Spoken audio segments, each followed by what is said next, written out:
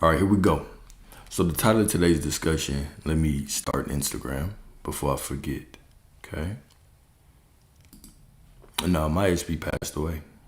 She passed away years ago. So no, I'm not with her anymore. All right, so here we go, y'all. Here we go.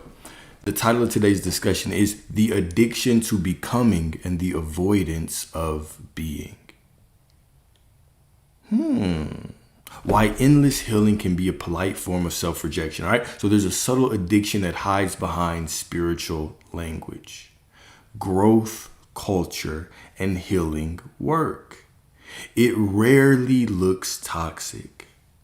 It often looks responsible, humble, even enlightened. It sounds like I am still working on myself, or I am not there yet, or I just need to heal this one more layer, right? The next meditation, the next book, the next YouTube video, the next affirmation session, the next visualization, that'll do it.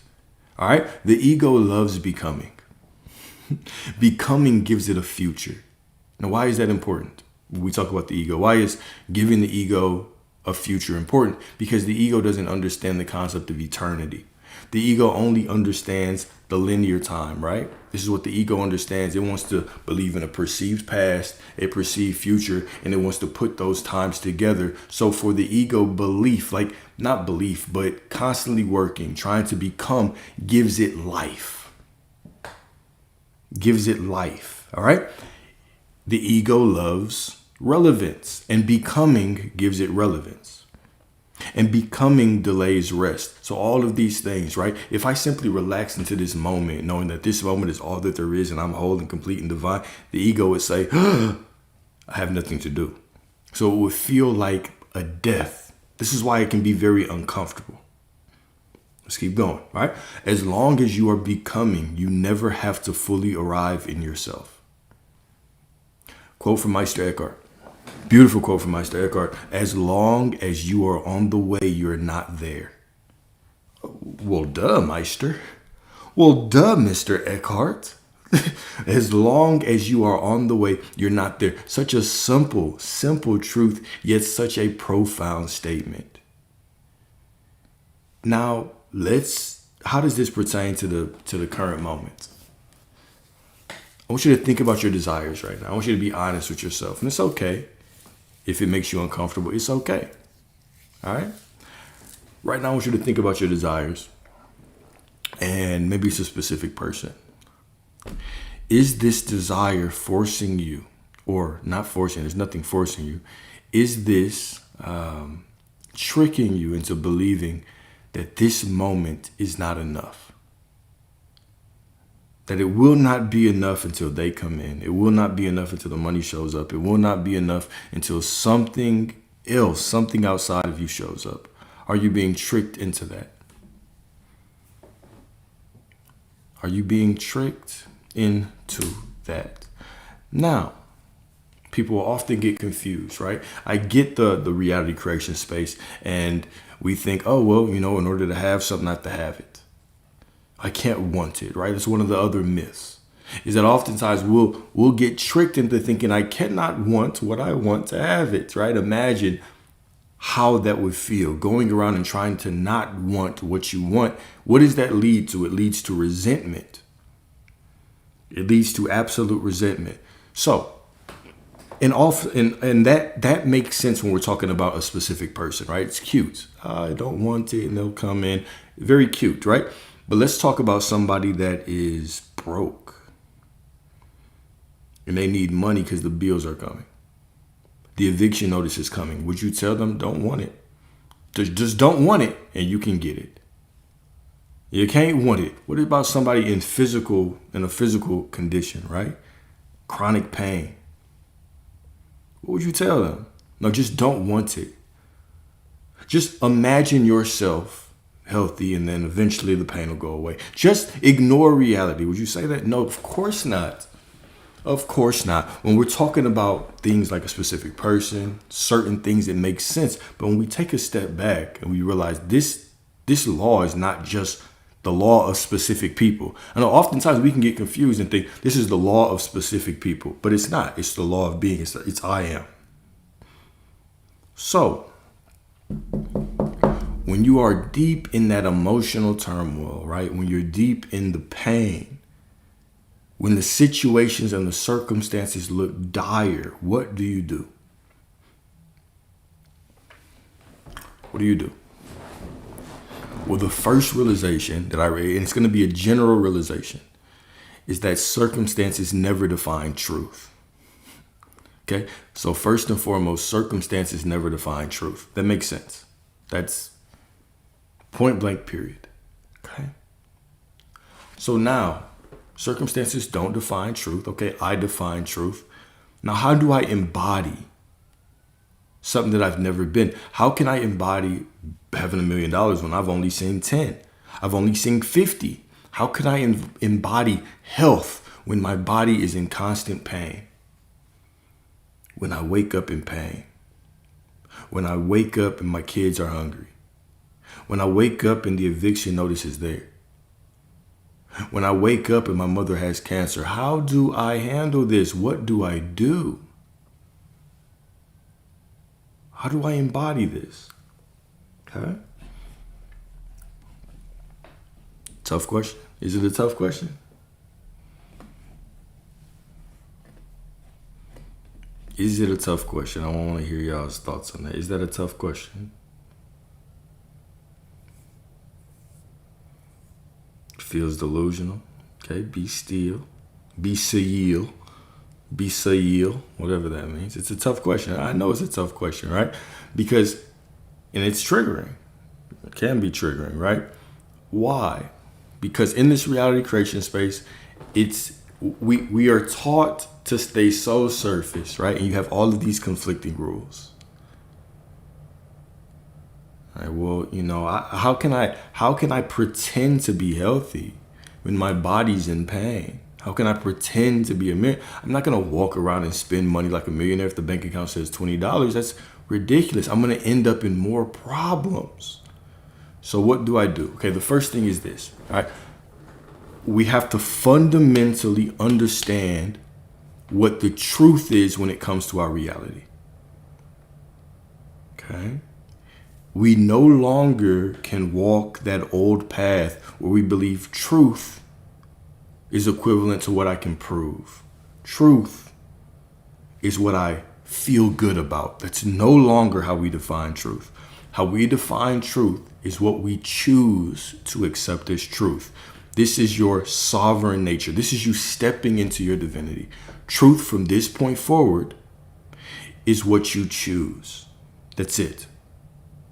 That's it. That's all truth is. It is what you choose. Don't argue with it. Simply accept it. Because you are God. Because you are the identity of God. You are the place where divinity. Remember, God is pure spirit. God is pure spirit. And the place where God meets an identity is you. You are the what? You are the meeting place of divinity and identity. In your divine nature, you are the manifestation of the spirit of all that there is, meaning all that there is within you. Right? Do you not know that the kingdom is within you? You are the kingdom. You are the temple of the Holy Spirit. Do you not know who you are? Okay? So when you know who you are and you know that everything is within you, right? And truth is what you choose it to be, what you decide it to be. When you know that, then guess what? You can embody whatever. Your identity can be whatever. Now, how? How do you accept an identity?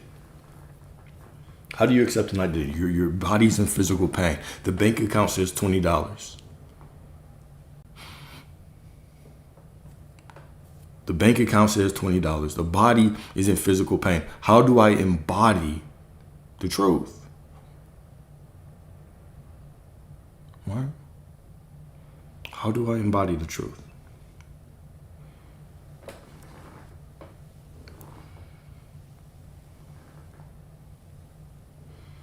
Faith in knowing, right? Telling. Exactly. The faith in knowing, right? Okay. So faith in knowing, what does that practically look like? Because I know that's always a question. How do I choose my identity? How do I choose my identity? How do I choose the identity of someone that, even though my body's in physical pain, I say, you know what? I am healthy and whole and complete. Because I accept the truth. And let me take you through the steps. Number one, I accept the truth that I am God. Not intellectually, but I just accept it as truth. That every version of me dwells within me. The ego's not going to get on board with that, but I simply accept. I choose to accept that as the truth. And now if all things exist within me, now I choose to accept the truth that the nature of my being is health and wealth and prosperity. This is the truth. Now, does that mean that you will automatically feel better? Maybe, maybe not, right? Does it mean the body will automatically feel better? The account will automatically change? Maybe, maybe not. But here's the thing. Now I have a reference point to remember. I remember who I am. And I can go back to that memory.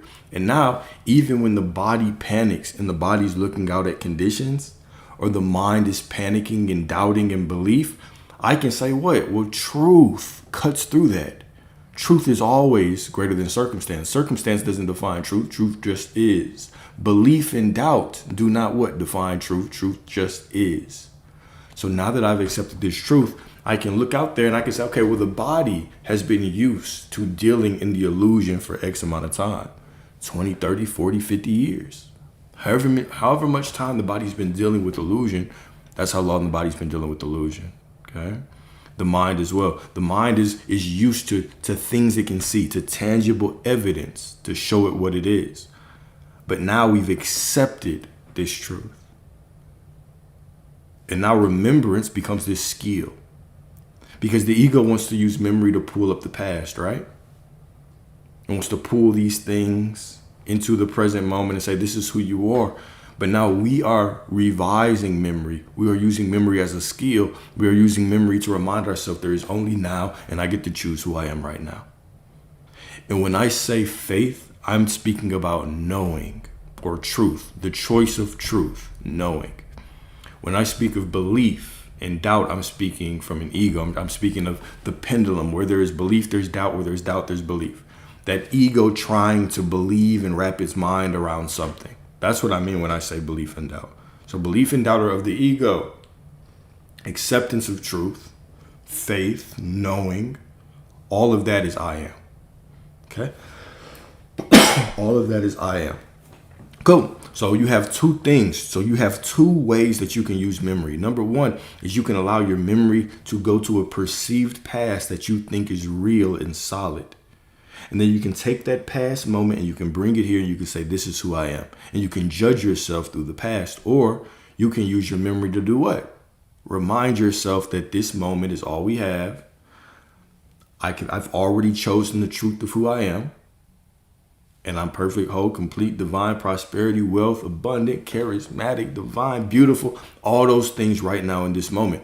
Your memory becomes a skill. You cultivate this skill. You cultivate this skill.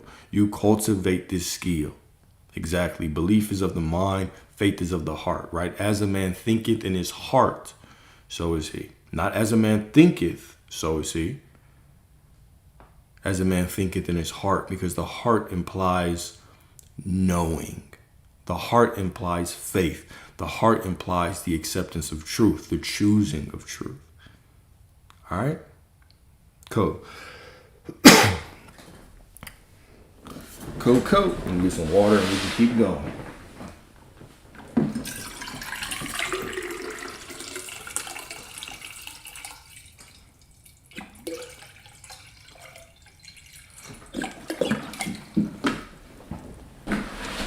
All right, cool.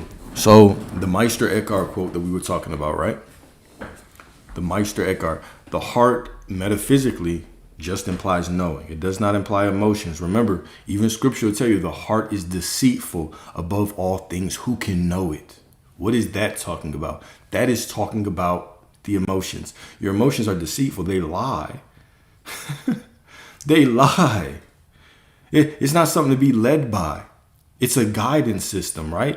Just because I am anxious, does that mean I shouldn't do something? Just because I'm excited to do something, does it mean I should do something? No, no, no, not at all. Okay? Not at all. So the heart, right, is deceitful above all things. It's going to tell you this situation is wrong when it's right. It's going to tell you this will never work out because it hasn't before, when it'll work out if you say it's going to work out. Okay? So we have two ways that the heart is referenced in scripture. Number one, it says the heart is deceitful above all things. Who can know it? That's when we're speaking about emotions. But when it says, as a man thinketh in his heart, so is he, that is speaking about the heart center being the seat of the soul, and also talking about the heart center being the representative energy center of righteousness. Righteousness. Okay? Cool. So here's the quote. As long as you are on the way, you're not there. By Meister Eckhart. Beautiful quote, by the way. As long as you are on the way, you're not there. How easily can the path become a postponement of arrival? Appreciate you. How easily can the path become a postponement of arrival? To be on the way feels virtuous. To be on the way feels virtuous. It sounds responsible, disciplined, humble, but hidden inside is the assumption that what? Truth, peace, or wholeness exists somewhere other than here. I want you to really think about this. Ask yourself right now, what time is it, without looking at a clock and without saying a number? What time is it?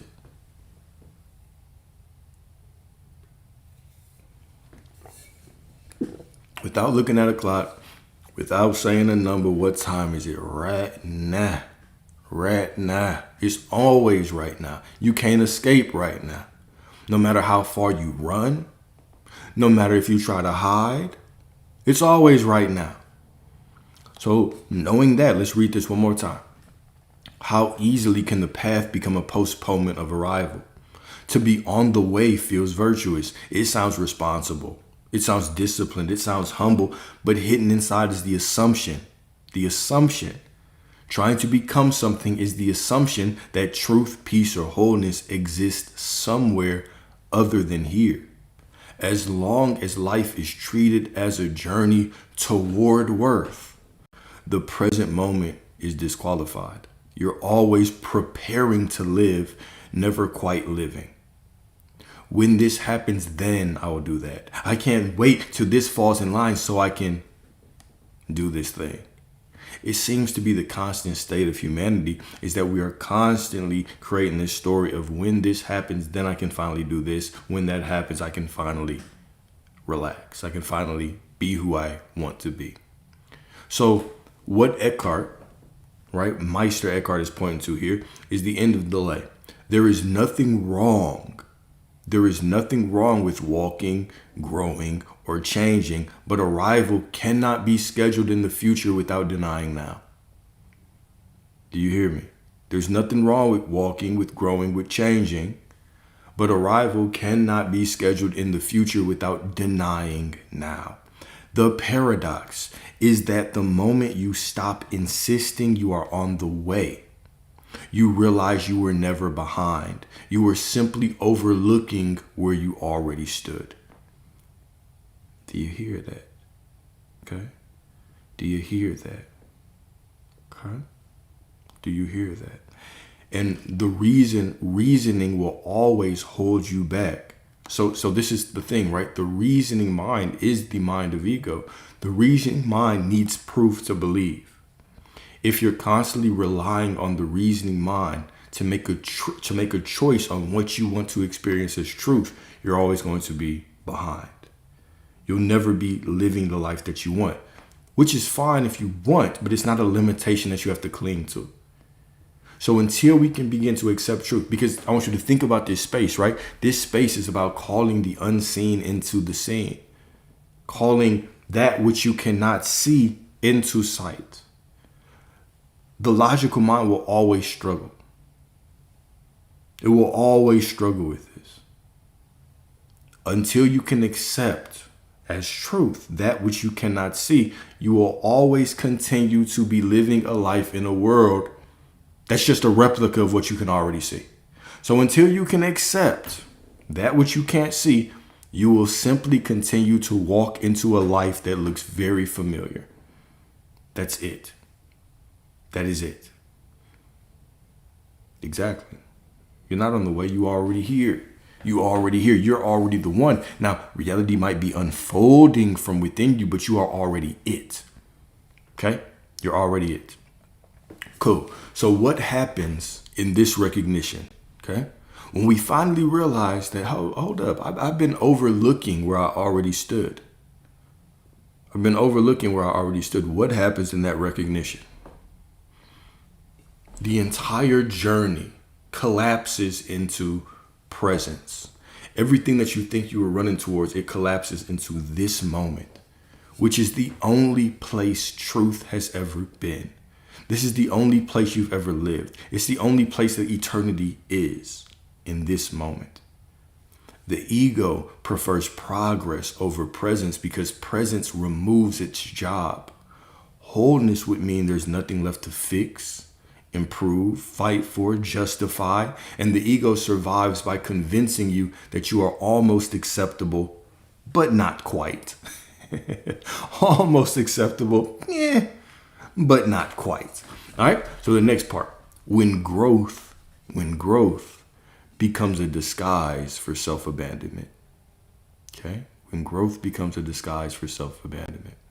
At first, healing is honest. It's necessary. Right? It's life-saving. We had a discussion the other day where we talked about the different levels of reality creation, right? And that first level was kind of the I used to get.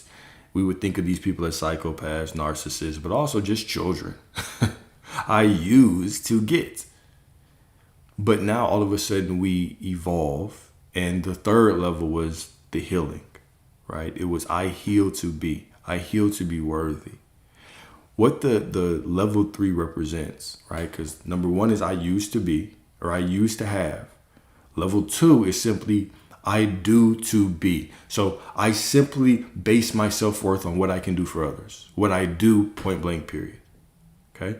Now all of a sudden we say there's more to life, and we finally begin to turn inward, which starts the beginning of the quote unquote healing. This is not supposed to be a place where we build a house. We're not supposed to build an identity on healing. It's a pass through. Okay? So at first, healing is honest. It's necessary. It's life-saving. There are wounds that must be seen, named, felt, integrated. All right? So this isn't a rejection of trauma work or shadow exploration, right? Don't get me wrong. It's a warning about when these tools stop serving truth and start serving fear. So here we go. Healing becomes avoidance the moment it postpones intimacy with life. Healing becomes avoidance the moment it postpones intimacy with life. When you tell yourself, I will live fully after I heal, you've done what? You've rejected right now. When you say, I'm not ready yet, without listening for who decided that, right? Who decided that? I'll live fully after I heal. Who decided that shit? I'm not ready yet. Who decided that shit? Right? You're delaying embodiment when peace is always scheduled after one more breakthrough, one more release, one more realization. Healing has become a what? Ritualized delay. So oftentimes we can turn healing into what? A ritual of delay. A ritual of delay. A ritual of delay. Right? And then when does it stop? Well, the beautiful thing about this is that it stops when we realize it. It stops the moment that we are aware of it. Oh, this is what I've been doing. Boom, I'm healed. And now I can actually walk fully within life right now. So the next quote is going to be a Gospel of Thomas quote. If you bring forth what is within you, what you bring forth will save you. If you don't bring forth what is within you, what you do not bring forth will destroy you. Now, it's a cold line right here. It's a very cold line. If you bring forth what is within you, what you bring forth will save you. Well, what the hell is within me? Because I want to be saved. Save me. I want to be saved. All right. If you don't bring forth what is within you, what you do not bring forth will destroy you. Don't destroy me. I don't want to be destroyed. All right, so let's break this down. All right, what is within you? What is within you? The kingdom, right? Everything, all that there is. God, source, every version of you is within you. What is within you isn't something to be perfected before expression. It is life itself. Seeking movement, voice, form. When this inner truth is denied, postponed, or buried beneath self-improvement and fear, it doesn't disappear. It turns inward. Energy that was meant to create begins to constrict. Desire that was meant to flow becomes anxiety. It becomes resentment. Desire that was meant to flow, to be expressed, to be played with and flirted with becomes resentment. The destruction spoken of here isn't punishment from God.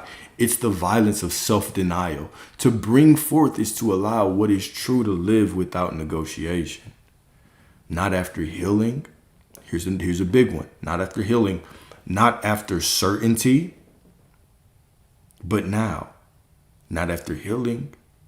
Not after feeling better. Not after certainty. But now. This doesn't mean reckless expression or bypassing wisdom. It means refusing to betray yourself for safety, approval, or timing. What saves you is never fixing what is within you, but letting it breathe, letting it go. When inner truth is allowed to move, life reorganizes around it naturally, and what once felt like pressure becomes purpose. Beautiful. All right? Beautiful. So, is it this one or the next one? These next two are cool. The one after this one, I feel like it's one of my favorite sections in the discussions that we've had. I think that one's going to be a light bulb moment for a lot of people. All right. So the ego loves the role of the student. The ego loves the role of the student. The quote was Gospel of Thomas. If you bring forth what is within you, what you bring forth will save you. If you do not bring forth what is within you, what you do not bring forth will destroy you. Okay? So the ego loves the role of the student. Hear this, right? What does this remind you of? This might remind you of something. This might remind you of something if you pay attention, okay? The ego is very comfortable being the student, the seeker, the one who is learning, the one who is integrating, the one who is evolving. Because students are not expected to rest. Students are not expected to claim authority. Students are allowed to struggle indefinitely.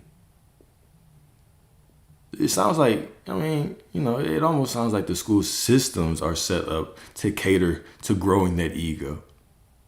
But I digress, right? So there is social approval in saying you're working on yourself. It's socially accepted to walk around and say, I'm just working on myself. I'm healing. Tell a motherfucker you're healing. Walk into the audience and say, I'm healing. Oh my gosh, claps all around.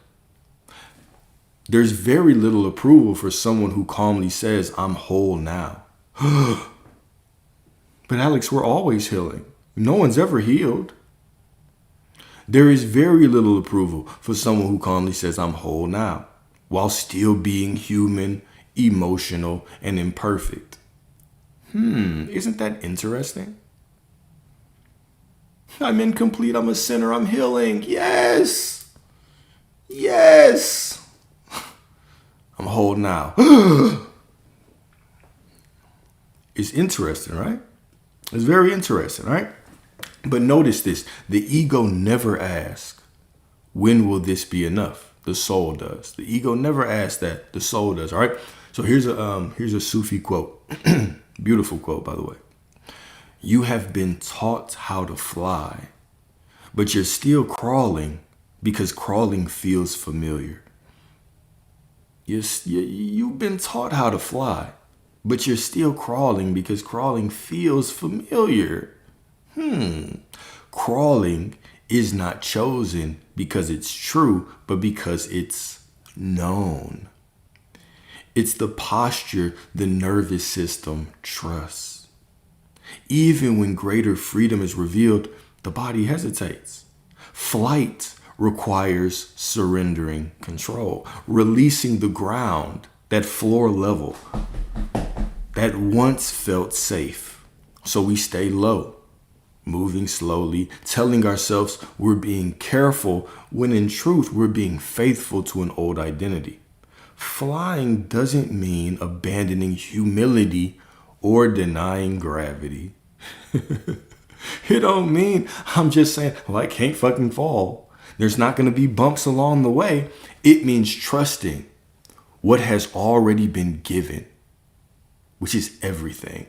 When truth is recognized but not lived, it creates what? Tension. When truth is recognized but not lived, it creates anxiety, tension, self-resentment, self-hatred. Yeah, just resentment in general. Knowledge without embodiment becomes restlessness. The invitation here is not to force yourself into flight, but to notice where you're still choosing familiarity over freedom. The moment you stop mistaking comfort for safety, the ground loosens its hold, and what once felt impossible begins to feel natural. It is about what? What is this about? What is this about? Letting go, right? Stepping into truth, walking, embracing your desire.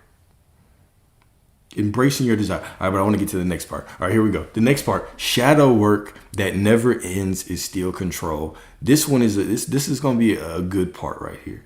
I really enjoyed this section. Here we go. Shadow work was never meant to be infinite. Trauma was never meant. Shadow work. I'm getting all excited and shit. Shadow work was never meant to be infinite. Trauma was never meant to become an identity. Pain was never meant to be proof that you are deep. That right there was a gem. Pain was never meant to be proof that you are deep. It wasn't. Pain was never meant to be proof that you are deep. Oh shit, let me put that in bold.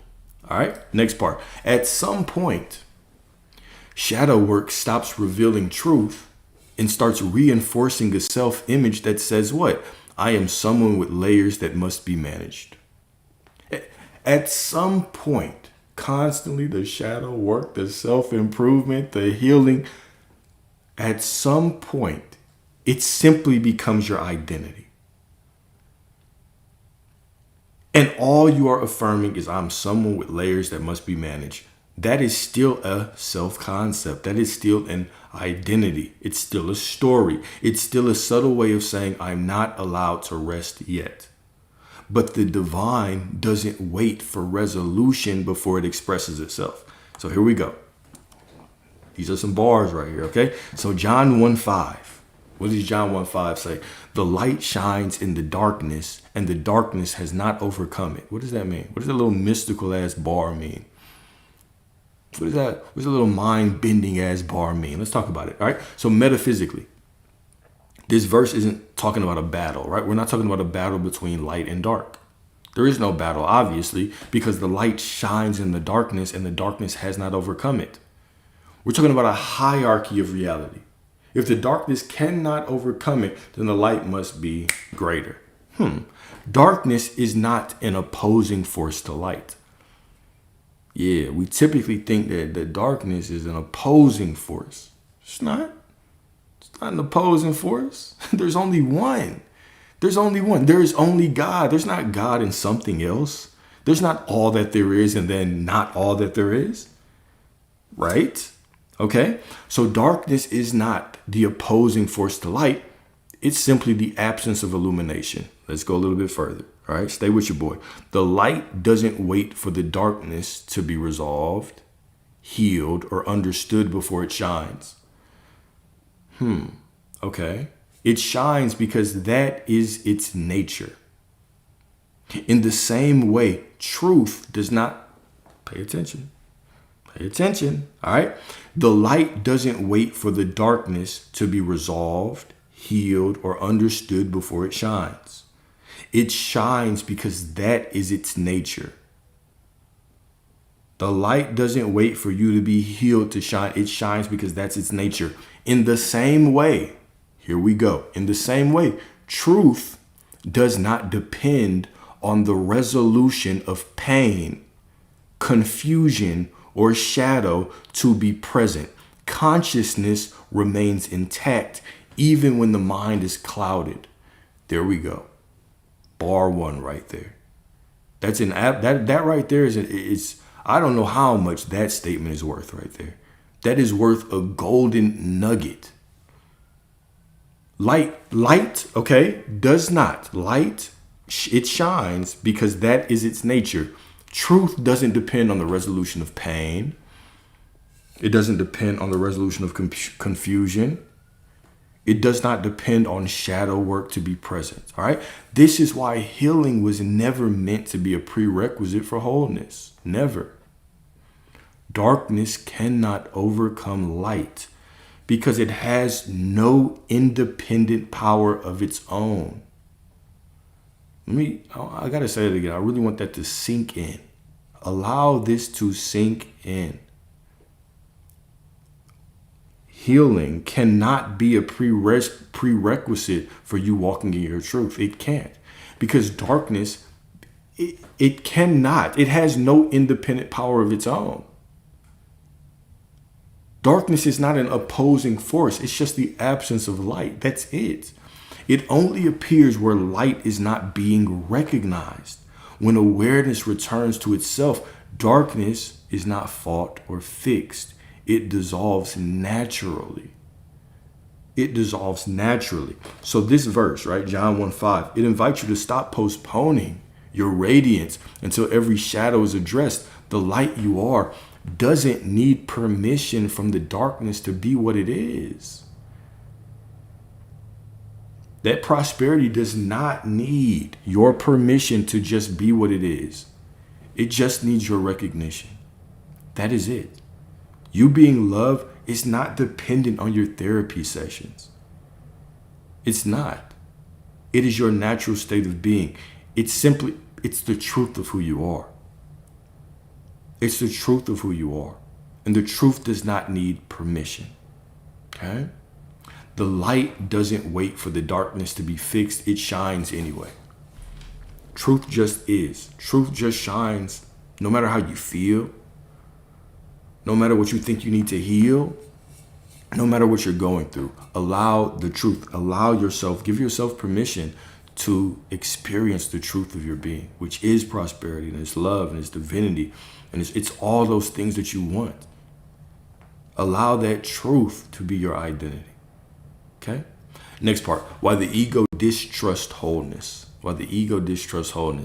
Wholeness feels dangerous to the ego because wholeness removes leverage. If you're whole now, then suffering cannot be used to justify identity. If you're whole now, then delay loses its moral high ground. If you're whole now, then life becomes immediate. And immediacy requires courage. It is safer to stay in preparation than to live unguarded in truth right now. Ain't that it? It's safer to stay in preparation than to live unguarded. All right. So here's another quote. The moment you stop fixing yourself, you will have to face life directly. And we've talked about that, right? The moment you stop fixing yourself, you'll have to face life directly. That is the real fear beneath the endless healing. Okay. Cool. All right. So I'm going to read through this. Then we got the letter and then we'll do questions. All right. So becoming is abstract. Being is exposed. Being means feeling what you feel without making it a problem. Alex, what is being? What is being? Being means feeling what you feel without making it a problem. Yes, I feel like this, but I still am that I am. This is being. I simply know who I am and I flow through life. Being means I'm sad. But it's not a problem. I'm just sad. That's it. I'm just crying. Everything just is what it is, but I am that I am. It means feeling what you feel without making it a problem. Being means wanting without turning desire into lack. How do I turn desire into lack? I base my identity on having it. I'm not whole and complete without that person. I'm not whole and complete without that money. That is when desire turns to lack. But desire is just a sign that you're alive. You are alive, therefore you desire. You have an appetite for life as God. Because God had a desire to experience itself, therefore you are here. Being means allowing joy without suspicion. Allowing joy without suspicion. This is being. Healing that serves truth eventually dissolves into simplicity because you stop arguing with your own existence. That's a profound statement. Let me say it again. Stop arguing with your own existence. Well, I just feel so down. I don't know how to handle my emotions. They're just emotions. Stop arguing with your existence. They're a part of your existence. Stop making your emotions a problem. They just exist.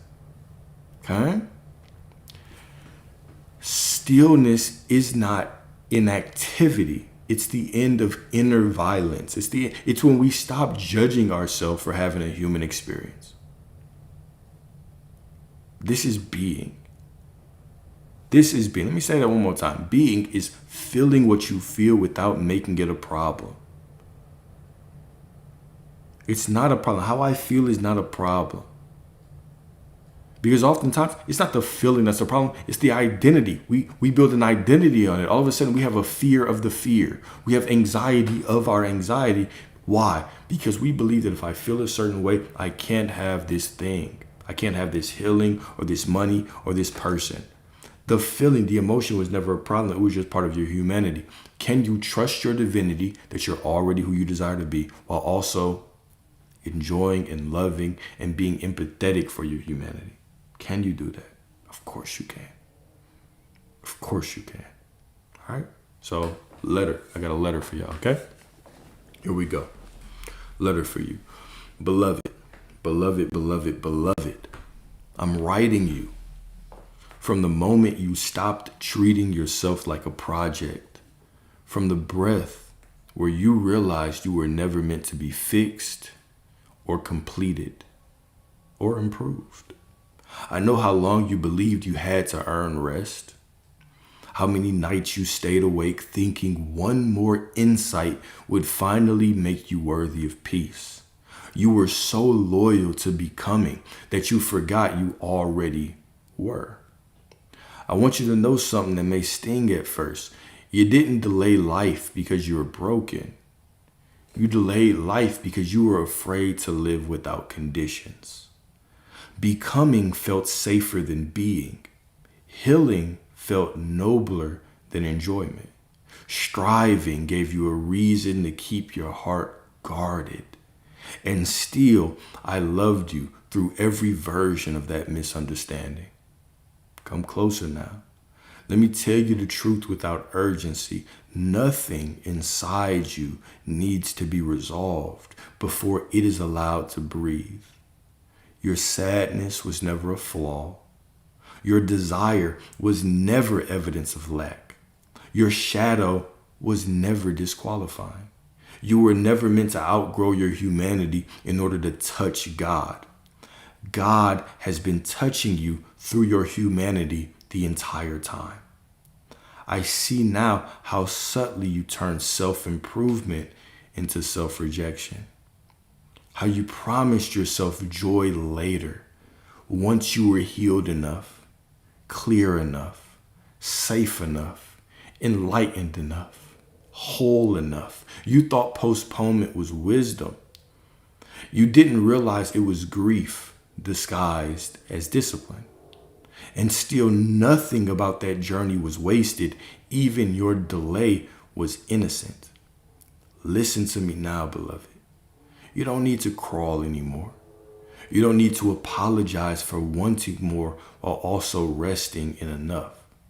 You're allowed to shine even while parts of you are still learning how to trust the light. Darkness never had the power you gave it. It was only waiting for you to stop dimming yourself out of loyalty to familiarity. So here's my vow written without fear. I will no longer confuse growth with absence. I will no longer call endless preparation devotion. I will not delay love, expression, or pleasure until I feel ready. I choose to bring forth what is within me now, imperfectly, tenderly, gently, truthfully, not to prove anything, not to become anything, but because life is asking me to live. Rest with me here. Not because everything is solved, but because nothing is missing. You are not on the way. You have arrived, and you always had. Okay? With the love that no longer postpones itself, right? I am that I am, no matter what. I should have said you are the way. I'm going to change that right now. You are not on the way. You are the way. And you always have been. Boom. Beautiful. Beautiful, beautiful, beautiful. All right. So that was today's. Today was the addiction to becoming and the avoidance of being. All right. And of course, like always, I will, like most of the time, I will upload this document to YouTube for y'all to have it. Like most of the time. Matter of fact, I'll upload it right now. But of course, every time we do these lives, right, it's streamed to YouTube. Most of the time we do these lives, it's streamed to YouTube. So you can always go to YouTube. You can get the document. You can download it. You can do whatever you want with it. It's all yours. Cool. And the YouTube, the link tree is in the bio. And you open the link tree. It says have a YouTube in there. You can go to YouTube. Yep, it's in the bio. It's in the link tree. Cool. So what else y'all want to talk about tonight? What do y'all want to do? Y'all want to do one-on-ones? Y'all want to do a panel? Y'all want to do...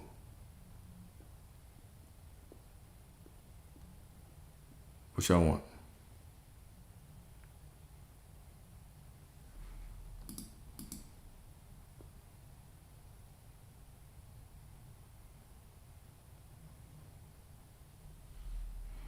Yeah, you can ask questions in the comments for sure. Addiction to becoming and the avoidance of being. A panel? We can do a panel. We can do a panel. Sounds good to me. It is Saturday, right? Sexy Saturday? Sexy Saturday? Yeah, we do a panel then. Let's do a panel. Yeah, today was good, Marie. I have a question too. Okay. All right. I'll give y'all a couple seconds to join up. I'll let the first, I guess, as many people on as join. And then after that, I guess whenever somebody drops, let somebody else on. Maybe we should start having panel rules. We should start having panel rules. Like, I don't know. I'll think about it. You just hit the join. If you hit the join, then you can jump up. And anybody on YouTube that wants to join, you guys to jump to TikTok. You guys to jump to TikTok.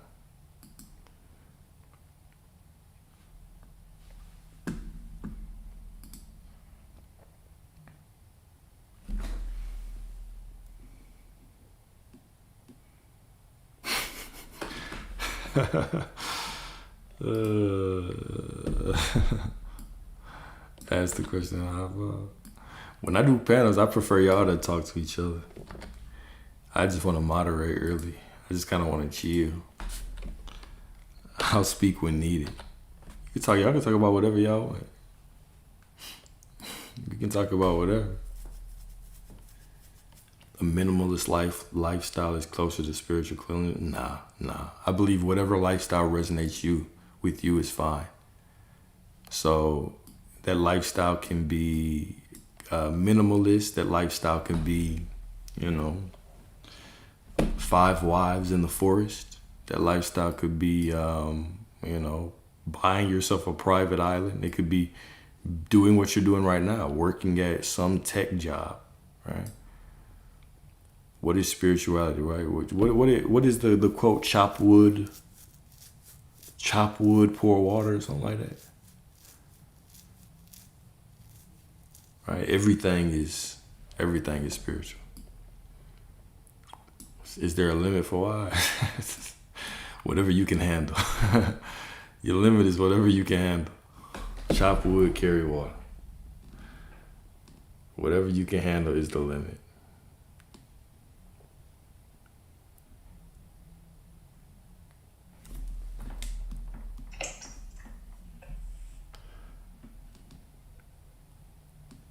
Peace and Maryland, can you hear me?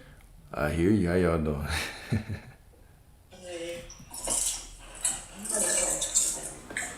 I was in the process of trying to be in the end state of my manifestations, and I feel like I continue to fight the residual effects of my right now. Okay. So my question would be, is it ever going to end? The haunting and the ghost of what reality shows me versus what I feel in my end result as I use my imagination. Is it ever going to end? Well, I could tell you yes. I could tell you it can end right now. But it wouldn't matter what I tell you, right? So right now it seems that you have this story where you are, yes, I'm imagining, or yes, I've decided that this is what I want. However, I'm being haunted by this past. Remember, you saying that you're being haunted is you choosing an identity. You're choosing to say that the external reality is just as real as the truth or the God within you, when it isn't. It's not at all. So it's not that there's this reality outside of you that's chasing you down. It always comes down to us holding on to the belief that there's something out there chasing us down. Now, I'm not saying that it's an easy thing to drop. Right? I'm not saying that at all. But what I'm saying is that we can simply use that story as a trigger or an alarm for us to remind ourselves of the truth. The truth is that, well, I am the truth. I'm whatever I say it is. The situation is whatever I say it is. So yeah, it looks like whatever. The situation might not look ideal, but the God within me is perfect. So the situation must be unfolding perfectly. It's simply about telling that story. It's about coming back to the present moment and telling that story that the truth, the God that I am, will overcome everything. God makes a way out of no way. And so the more that I stand in that story and I drop that old story of this external reality is haunting me, right? Now I can actually allow reality to unfold from within me. Does that make sense? Yeah, sure it is. Cool. Absolutely. Any follow-ups to that? Does that help? You still feel iffy about it? How you feeling about that? Nah, I feel like a switch just clicked because I feel the feelings of it, but I also had the power to ignore it, I see. So it's about ignoring it until it don't come no more. Yeah, I mean, I wouldn't even say ignoring it. It's just about, honestly, the closest is acceptance. Whatever is out there, I'm no longer going to resist it, because resisting is me identifying with it, right? When I'm pushing against the situation out there, I'm really saying, look, I'm not enough until this changes. But you are enough. You are everything, right? How could you not be enough? So I simply rest in the truth of who I am. That out there is not the truth. It doesn't define you. That right there is going to fade away. It must fade away. That's law. The law is impartial. The law is perfect. The law is whole. It's complete. And so the more that you can remind yourself of that, you let all of that fade away. So not even ignoring, just look, it is what it is, but this is who I am. This is who you are. Yes. Absolutely. Thank you for that. Absolutely. Absolutely. Anybody else got a question? Anybody else got something to add to that? What y'all got up here? Can I add something? Go ahead. Okay, so is it okay? It might be a little. Is it okay if I kind of share what I sent you the other day? Yeah. You sent it. Okay. You sent it. I know. What was I going to do? I'd be nervous. Okay. So the other day, I think you can find out, like, if you don't really, sometimes we don't necessarily realize what story you're repeating to yourself, but we all have our little crash out moments, right? And the moment you crash out, that first thought you get, I've noticed, is usually the story you're telling yourself. So I had a little moment, I had a crash out, and my first thought was, of course, I'm fucking stupid. Oh, I'm sorry. I knew I was stupid. You know what I'm saying? This whole thing, stupid. I'm not gonna lie to y'all. That was my first thought. And then I sat back and I realized I've been saying that this whole time. Like, oh my God, I'm so stupid for trying this. I'm so stupid for this. That was my first thought. And then I heard Alex in my brain, because apparently he lives there, say anything after the I am is a declaration, right? So I'm like, okay, that's what I've been saying. And I immediately made the choice to drop it. Like, immediate. And it happened just like that. I dropped the story. And that's something that I always would think, like, oh, it's so hard. How am I going to do this? How am I going to drop the story? And it's literally just dropping that story. In the moment I did that, any of the thoughts that would come up that I would think when I was in this whole I am stupid thing, it was almost like my body already knew they were old and they shouldn't be there. So I wasn't fighting them. I didn't have to sit there and thought flip or, go against them like I thought I would. Obviously, like, some came up and they were a little bit harder, and I had to be like, oh, that's old.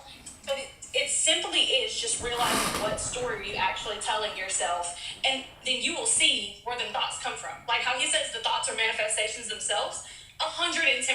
Like, I'm crash out queen. So if you are double questioning yourself, take it from me. That simple decision right there to make the choice to drop that story. Then the next thing that came up was realizing what it really meant to be the I am. What does it truly mean to be I am? I am is nothing out here can change them.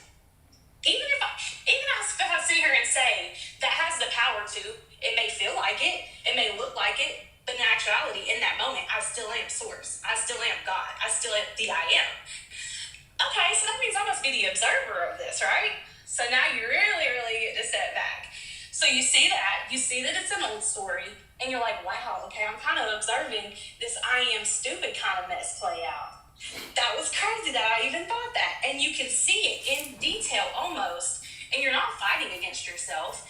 You're not sitting here thought flipping. You're not stressing about it like, oh, it's just like a genuine deep knowing that this is something that is old. Like, it's almost like, you get them crazy thoughts, like you're driving and you think of a fucking wreck or some crazy shit like that. Like, you're not about to, flip the car 30,000 times.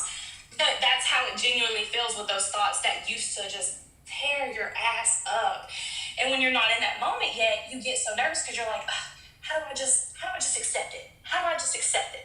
You just do. And it sounds so, I used to hate, I'm not even gonna lie, Alex, when you would say that, I'm like, no, you just do. Okay, whatever. Like, of course it's easy for you to say. But when you just do it almost like all the resistance that you were fighting with this whole time, you just kind of take a step back and you observe it. Like, you're observing this. Okay, I'm observing this. Ooh, yeah, that feeling came up.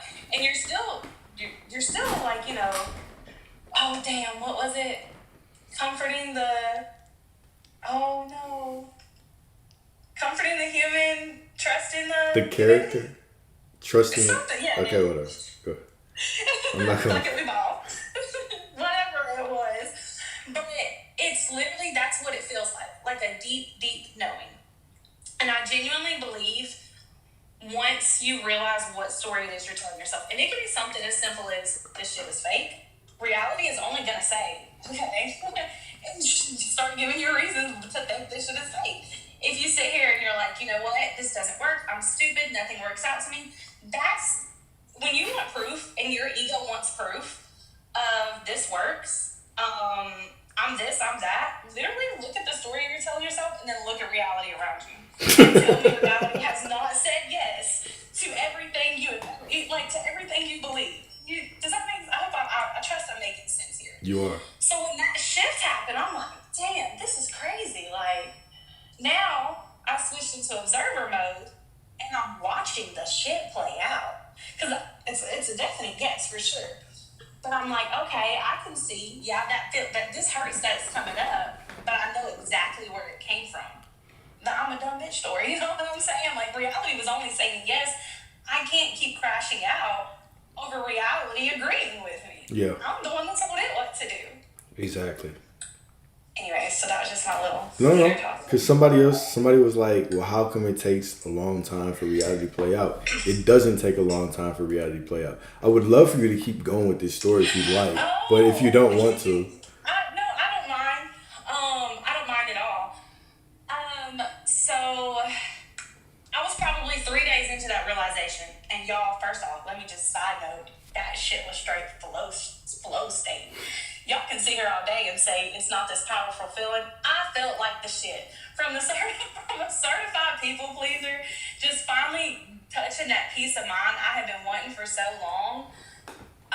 You couldn't tell me nothing for those 3 days. So moving forward, later that night, I'm chilling, mind my business.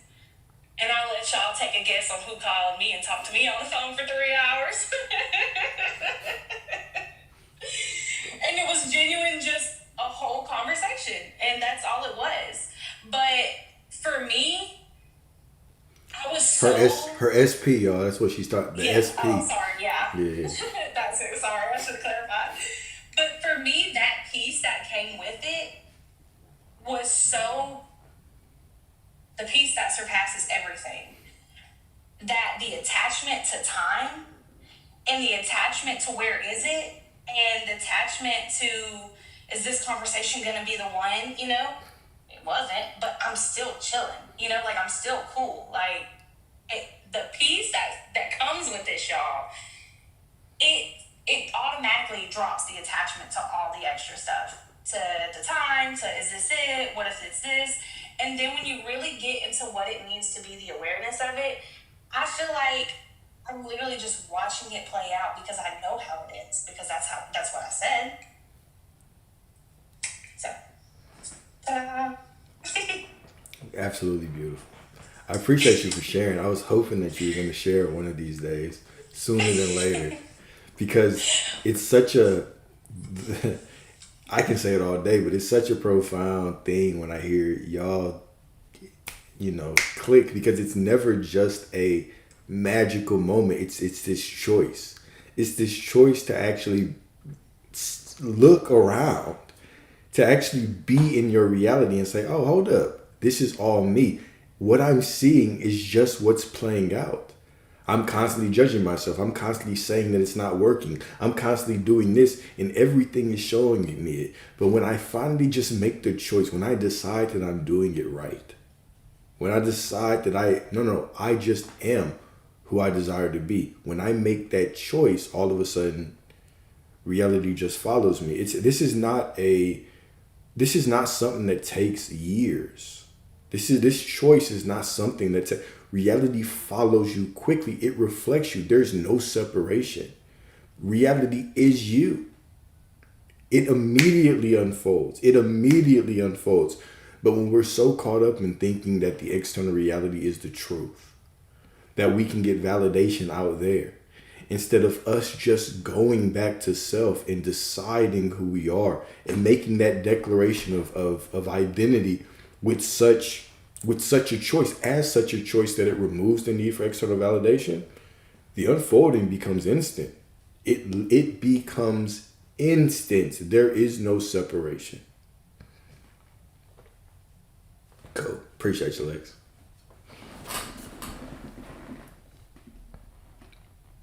All right, who's next?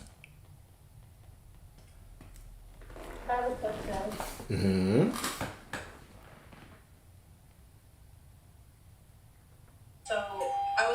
watching one of your lives the other day. I can't remember which one it was, but what is it loud? No, you good? You good? What is it? Is it me? No, you good. Sorry, no, no. I'm just playing with you. It's just the beeping. Right? You go ahead. Oh my god, you're horrible. Fuck, I forgot what I was saying now. Oh, I was watching one of your lives, and you were talking. Oh shit, sorry, that was my bad. You were talking about morality, I think, Yeah. and you were saying how like there's no good or bad, and you know if you see bad out there, it's neutral really because we're the ones putting morality on things. But isn't that just an assumption as well? Okay. Sure, it is an assumption. All right. But so is saying things are right and wrong. That's an assumption. So what I'm saying is that morality is absolutely neutral until you put an assumption on top of it. But yes, absolutely. Everything is assumption. Reality in itself is general. It's neutral, completely neutral. Now, I could say that's an assumption, or I can say that's fault. Whatever you want to say it is. Everything outside of you is simply waiting for your assumption to mirror back who you've decided that it is. So, with that being said, what would be the benefit of you believing that you have to abide by a certain moral code to get what you want? And when you look out at reality, do you see proof of that moral code playing back in a favorable way for you?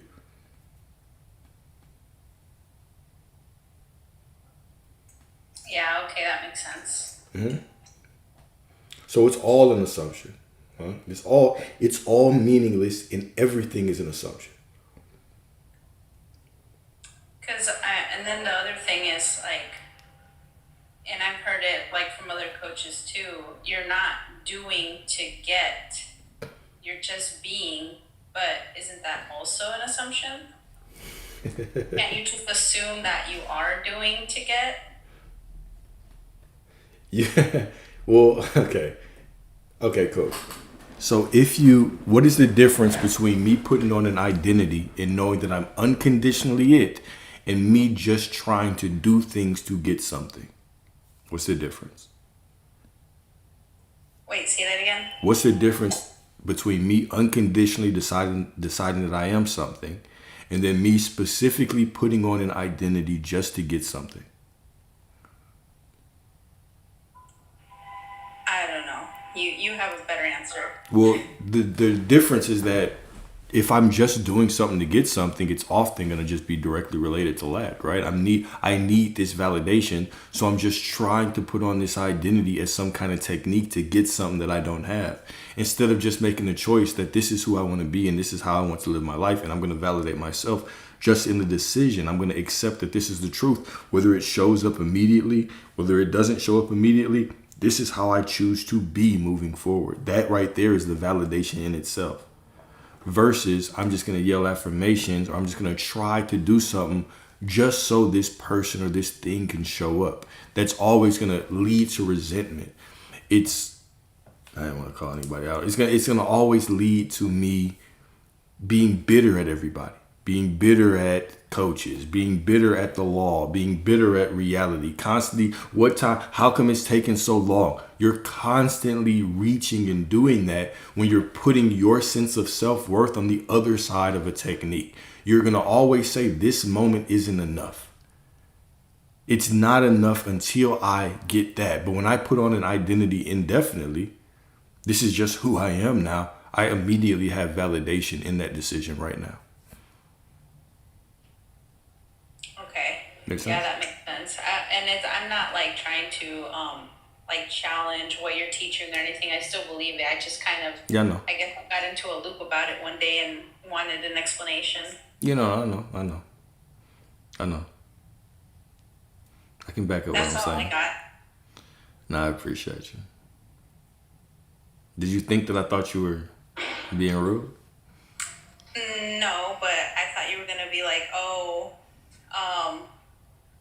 she's not getting it. No, I wasn't gonna do that. I know you're getting it.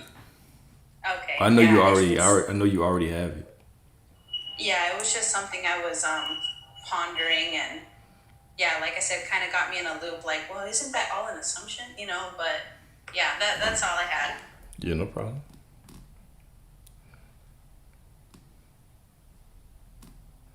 What else y'all got?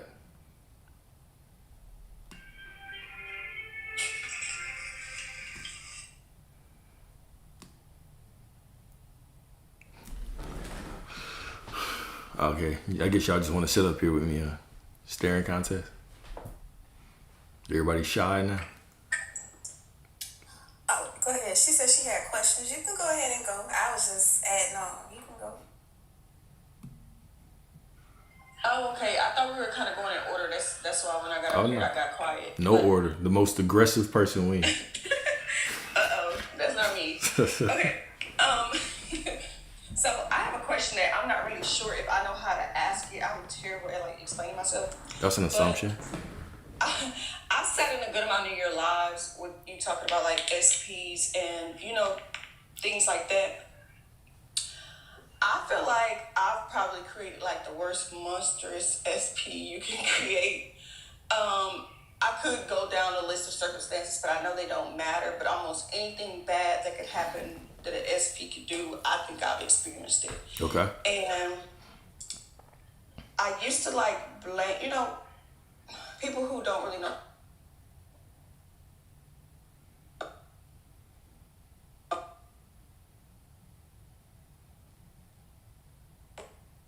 But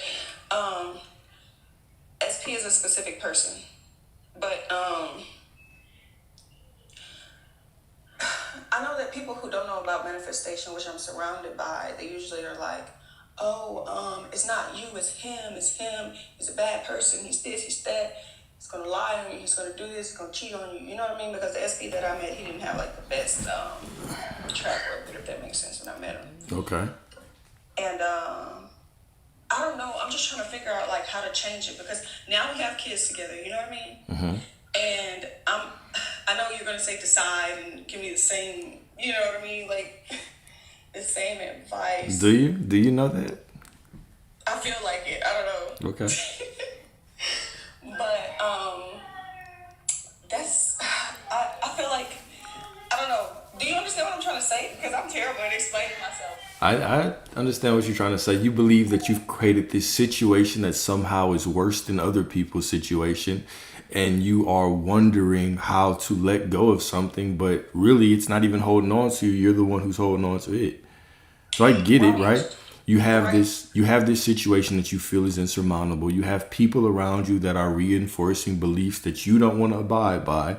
Mm-hmm. That's even your belief, and even your belief is saying that this is too large, right? Right. Okay, cool. So, but what do you know? What do you want to experience in this situation?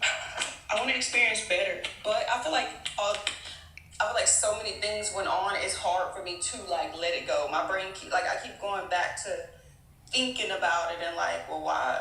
Everybody keep asking, why would you want somebody to do that? And then I'm like, okay, well, they don't know about manifestation either. So I'm kind of like back and forth. You know what I mean?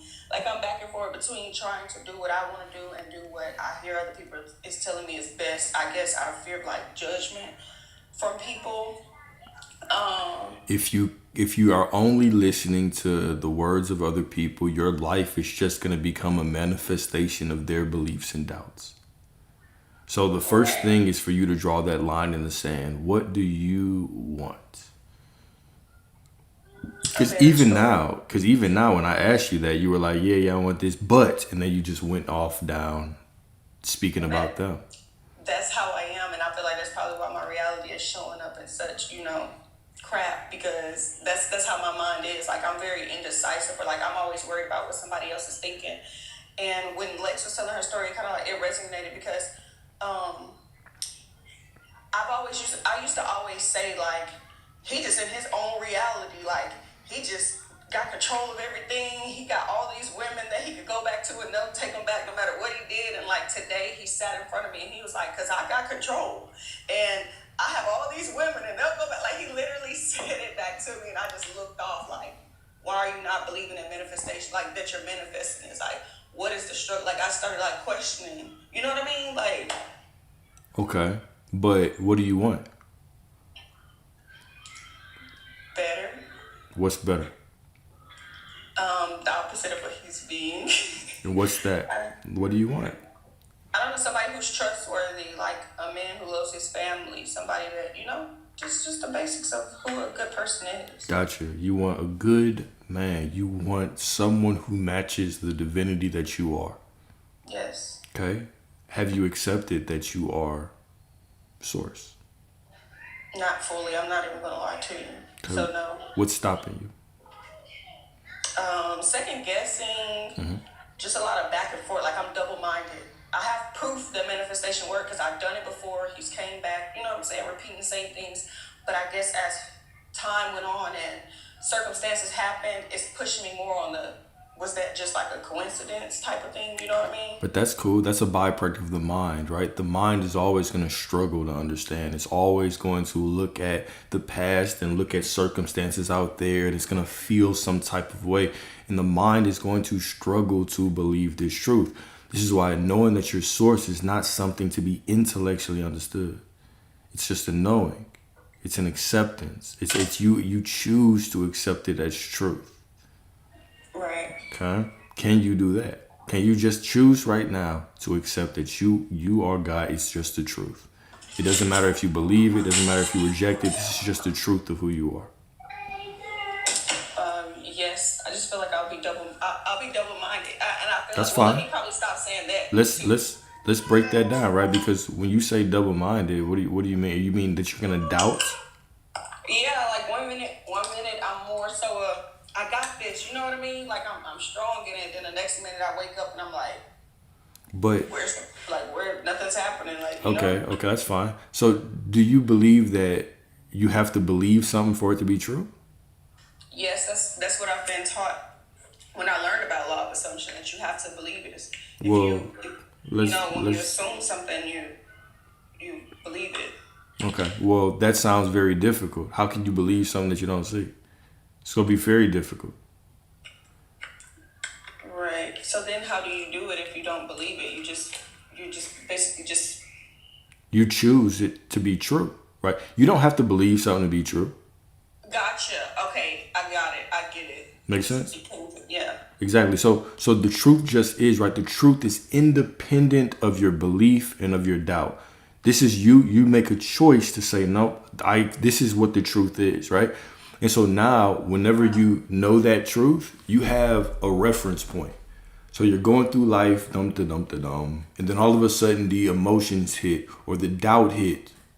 Now you can say, okay, well, the mind doubts, but I know the truth. So the body fears. Well, the body, of course, has been conditioned to look out there and believe what it sees. But I know the truth.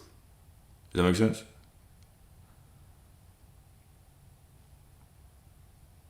Right. Okay. I get it. I'm following you now. I don't know why it seemed so difficult when I was trying to like go through I don't know, when I was trying to think about it by myself. But when you go through so many creators and stuff, they teach you different ways, and it just messed your mind up. I think that you're the one that I resonated with the most, I appreciate you, right? Okay, cool. Let's make sure that you continue to get this, all right? So now, because we accept that we are source and that's just the truth, what that also means is that everything is within you. Everything is within you. Everyone is within you, right? So now you're walking through reality, and I want you to observe the story, not what you've tried to believe, but I want you to really, right now, I want you to think through, what have you accepted as the truth about this man?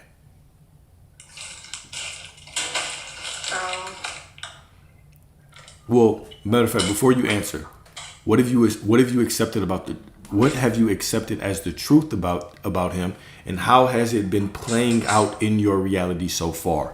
Now, this isn't something that you'll probably just be able to think of right now, but this is what I want you to think about tonight.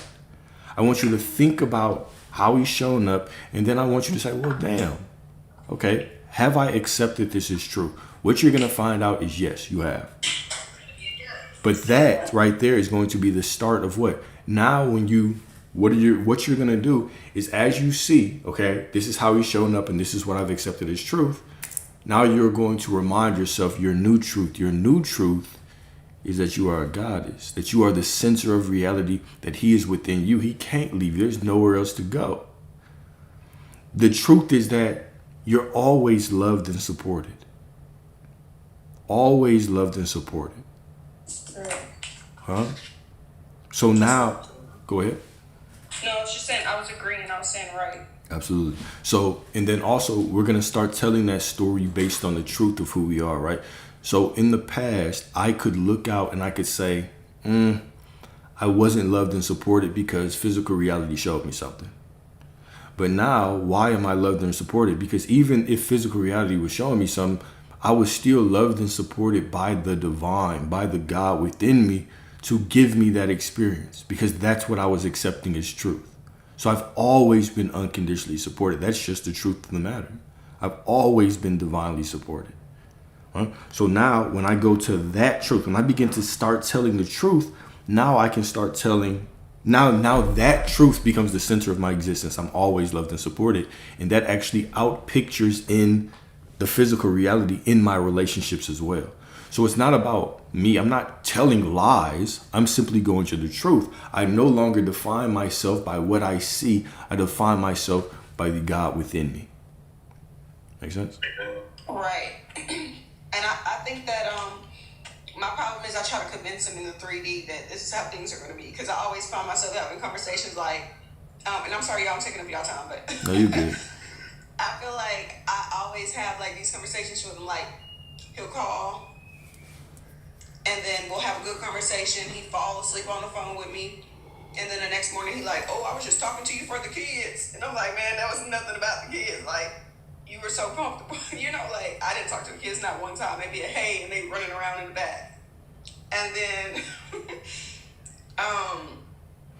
he'll find some type of way to say like, or I'll ask him either or, are we going to do something with the kids? And then he's over here all in my face, and then I'll send the kids off. You know what I'm saying? And then he'll be all in my face talking to me, laughing, and we're joking and wrestling around the house. And then Wrestling. Yeah, like we wrestle, literal wrestle. Like we literally play fight. Yeah, okay, sure. So every time, the way he ends the things are like, we get into it. He finds a way to leave on a, well, you know I don't want to be with you, and you know that we're not going to be together, and I don't know why you think that just because somebody said I want to wrestle my okay. She thirsty. So, don't mind her. So he'll find a way to do that, or like blame something on me, and like he'll leave with a bang because, you know, he has a third party, which don't really care about them because he'd been through like 5 or 6 of them within 2 months. All right. I can't let you keep going down this story, right? Well, no, I'm not really. Those are probably like the least of my worries because I know that he's not going to be with them. You know what I mean? What you mean? What you mean he's not going to be with them? He's not with them now. Okay, get it. I get it. I'm gonna leave that alone. So, because I know what you're trying to say. I'm gonna start repeating that. But Okay. when he leaves, he'll pretty much find a way to like mess up all the good stuff that we had going on for the day or the day before. But he can't do that. He doesn't have power. You can only accept that he's messing it up, or you can accept that he's just conforming, that this will change, that this is not the truth. Sorry, I'm about to get a little bit tougher on you because you kind of did go a little overboard with some of the stories and explanations. So Well, yeah, I don't mind toughness. I'm okay with that. Cool. So now what do we have to do is we have to use all of those stories as reminders of the truth of who you are right now in this moment. Right now in this moment, you are going to decide who you are. And so when you catch yourself going down this path, boom, we're going to pull you right back in, right? We're going to start using your memory as a tool to remind yourself of how divine you are right now. Make sense? Yeah. Yeah, my bad. I was reading the comments. Somebody said I need counseling. Child, we just talked All right, about hold on. Stay out the comments. Stay out the comments. Stay with me. Stay with me, man. I'm with you. I'm with you. I'm with you. All right, I was cool. just saying, we just talked about this constant feeling the need to heal thing. You ain't got But to. yeah. So, are you with me, right? So right now, okay, cool. So now you can use your memory to what? Come back to the present moment and tell that truth. So what is the story of truth that you are going to tell moving forward? I don't know how to put it into words. What is this story? Say that again. Yeah, I'm gonna have to turn the comments off of your ass, huh? No, I'm not reading them. I told you I have a hard time, like, putting my thoughts into words. You know what I mean? All right, cool. So right now, I'll make the story up for you. The story is I am always loved and shown up for. Mommy. Okay. Repeat it. I am always loved and chosen. All right. I am the center of, you don't have to say his name, but I am the center of XYZ's reality. I am the center of XYZ's reality. Mm-hmm. Okay, cool. Now, when you say that, how do you feel about that? Do you believe it? Yeah, I actually do. All right, cool. It doesn't matter if you believe it or not anyway. Why? Because it's going to happen regardless. It's just the I truth. chose it. Yeah, it's just the truth, right? Yeah. Exactly. So, how does your body feel when you say that? Does it feel like it accepts it? Does it feel like no? I didn't have any resistance. I didn't notice it. I was still like relaxed. I didn't have any. Usually, like when I say things like that, I'll kind of like jump or I'll get like tense. I'll be like, that's not, you're just saying stuff. But it feels normal. Perfect. So, even if it didn't, what is the actual truth? It's still going to happen regardless. Exactly. This is your new identity. Point blank, period. This is the new identity that you are walking forward in. This is who you are. This is your non-negotiable new identity, new state of being from this point forward until you choose otherwise, or until death do you part. You have married this identity. Whether it takes a day, a year, 10 years, whatever it is, this is you. It won't take 10 years. But whatever it takes, this is who you are moving forward. Cool? Gotcha. Cool. Anybody else got anything to add on that? Everybody else just up here staring.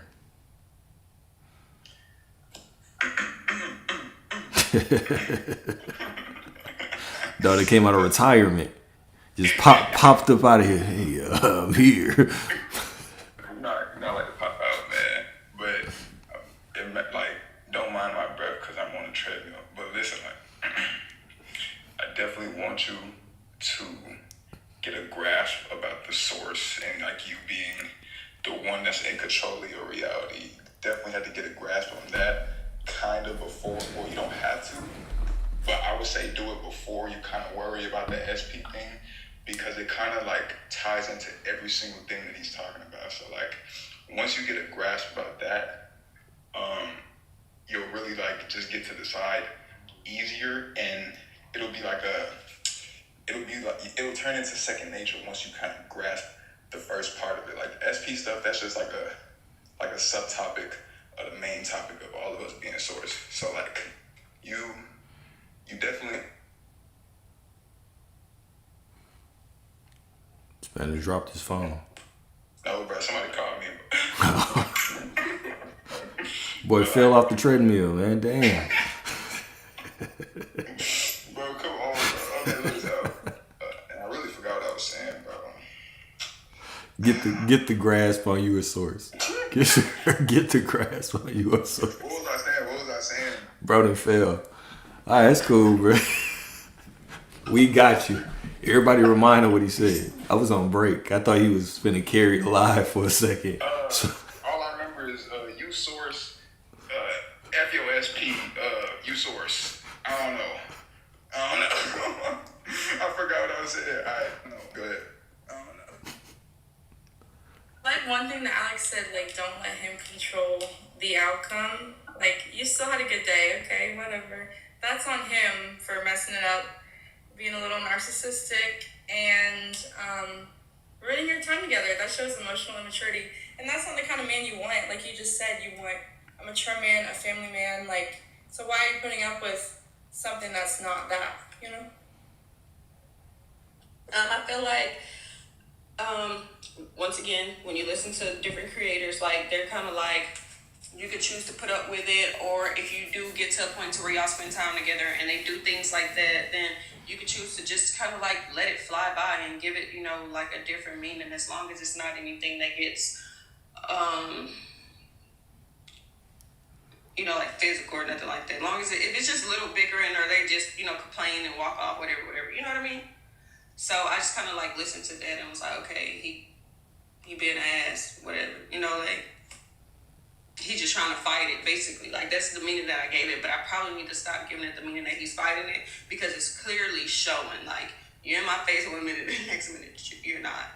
So I think I need to switch that meaning as well, because I'm kind of like taking that one to bat, and it's really showing. Yeah. Go ahead, Lex. You don't have to ask me to talk, by the way.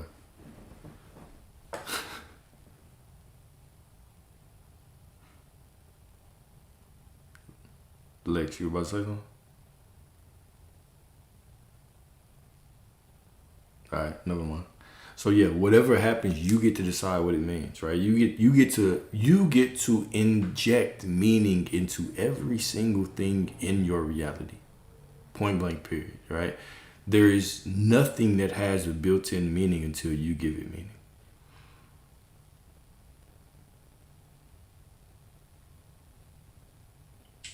Makes sense. Right. And I have all the proof in the world that, manifestation works, so I don't know why my mind is doing what it do. Like, I've literally, when I first started, it's probably like 3 years ago, right? I don't know why, I should have had this in a chokehold by now, but, I mean, hey, I used to, like, start off with little things like, oh, yeah, I used to talk to my mom and be like, yeah, he gonna get a U-Haul, knowing that he never believed in U-Hauls. Like, this man would take 1,000 trips in his car before he get a U-Haul. And I used to be like, he gonna ask for a U-Haul, he gonna get a U-Haul, and he gonna come back and he gonna say, I used to wear this little, I like the little crystals and stones and stuff like that. I don't, have really much meaning to it, but I like the earthly look. So, I would always wear it and be like, yeah, he gonna come back and he gonna ask me to marry him, like, just talking and just kind of letting it go and not say it, like, I had no resistance when I said it. And then boom, he asked like, hey, I need a U-Haul, send me this, I'm gonna give you the cash, because they want it on the card, and then right when he moved in, like 2 weeks later, he was like, I want to be married. Like, so everything started like flying in, like, so I know that, this is real. Yeah. I just feel like I need to not be double-minded. Like, you have to either do it or don't at this point. You know what I mean? Like, That's it. yeah. You do it and don't. But the fortunate thing is, once you accept it as truth, you've done it. That's it. You have chosen that as truth. Now just allow that to be your truth. Allow that to be your truth, right? It's not about the belief. It's not about the doubt. It's just about you returning to that story. Yeah. Absolutely. I think it's about what happens in the meantime while it's conforming, what's happening to me. Oh, well, I just answered my question. Amen to that. Never mind. Amen to that. Yeah, because obviously if it's conforming, why are you worried about what's happening? Exactly. And if they gonna move on and okay, let me be quiet now. Exactly. Anybody got something to add?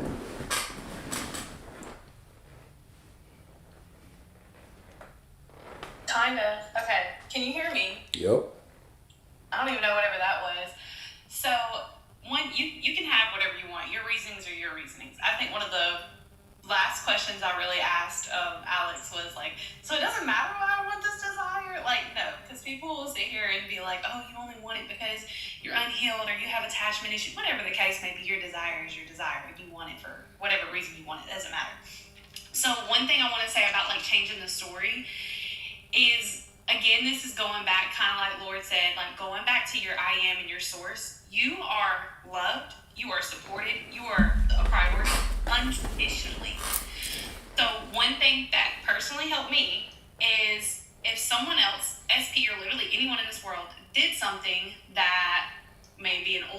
whatever you want to claim it, instead of taking it personally, like, he's moving like this, so he don't love me, I'm unloved, whatever, you could literally just clock it as, okay, I'm observing, this is a weird situation, this is an unloved situation, whatever, like, that's what it's perceived as, but I'm not taking that as my truth. And you will notice that will pass so much faster. Because, like Alex told me, he clocked me on live, that, like, you don't need fixing, you need love. And it's okay to parent yourself in that. And just, ooh, yep, that did hurt. That was, sometimes I'll even tell myself, like, if a memory does come up, I'm like, yeah, that's when you were telling yourself you were stupid. So, yeah, this feeling of stupidity is going to come up. That is okay. And parent yourself through that. You don't have to reject it or flip it, because fighting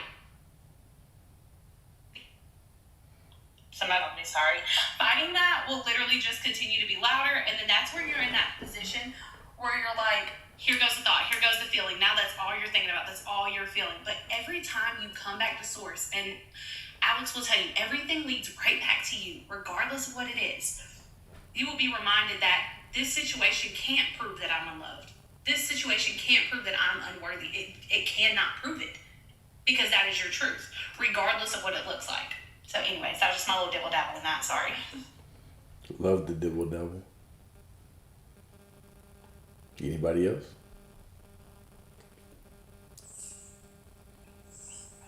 Alex, may I ask a question? Absolutely. Thank you for having me on the live. I just, want to tell you that you are the most amazing teacher in this space, because the way that you put together these thoughts just surpass anything that anybody else is doing. So first I want to say that. Thank you so much. I appreciate you. I have a question around movement, what true movement actually is. I've thought I have been receiving movement from a person where I am spending a lot of time with them, spending the night at their house. Nothing physical is happening, but we are in the same bed together. We are all over town together. I mean, we spend a lot of time together, seeing each other's families. Yeah. They're on their way over here next week for Christmas. It's a lot. But when I went to spend time with them earlier this week, as I was driving, I was bored. And I started asking myself, what are you doing? Like, it feels very blah, for lack of a better word. And as I was, going through the motions, and the next morning, that person got up and went to work, and I was still there in his home, and I got up and left, and I was driving home, and I thought, what in the world am I doing? And the desire is to be with this person, okay, but I am bored out of my mind. And I am like, well, maybe this isn't it, because I'm at this point where I just don't care about it anymore. Okay. And at the same time, it still doesn't feel like very much movement. It's proximity, but every chance they get, I'm being called friend, auntie, godmom to the kid. Every chance they get is one of these plain ass titles, and I am like, bitch, you better than that, Yeah. So I'm going all around. So what is movement really? I don't know. What do you mean? Okay, so this question does not seem like it's really tied to movement. Okay. It seems like you're kind of battling in between, do I stay or do I leave? When you always have the choice to do whatever you want, first and foremost. Right. True. You have the choice to say, well, you know what? I've chosen this, but I don't want it anymore. I'm going to move on. But are you truly moving on because you don't want it, or are you moving on because you don't think that you can get it?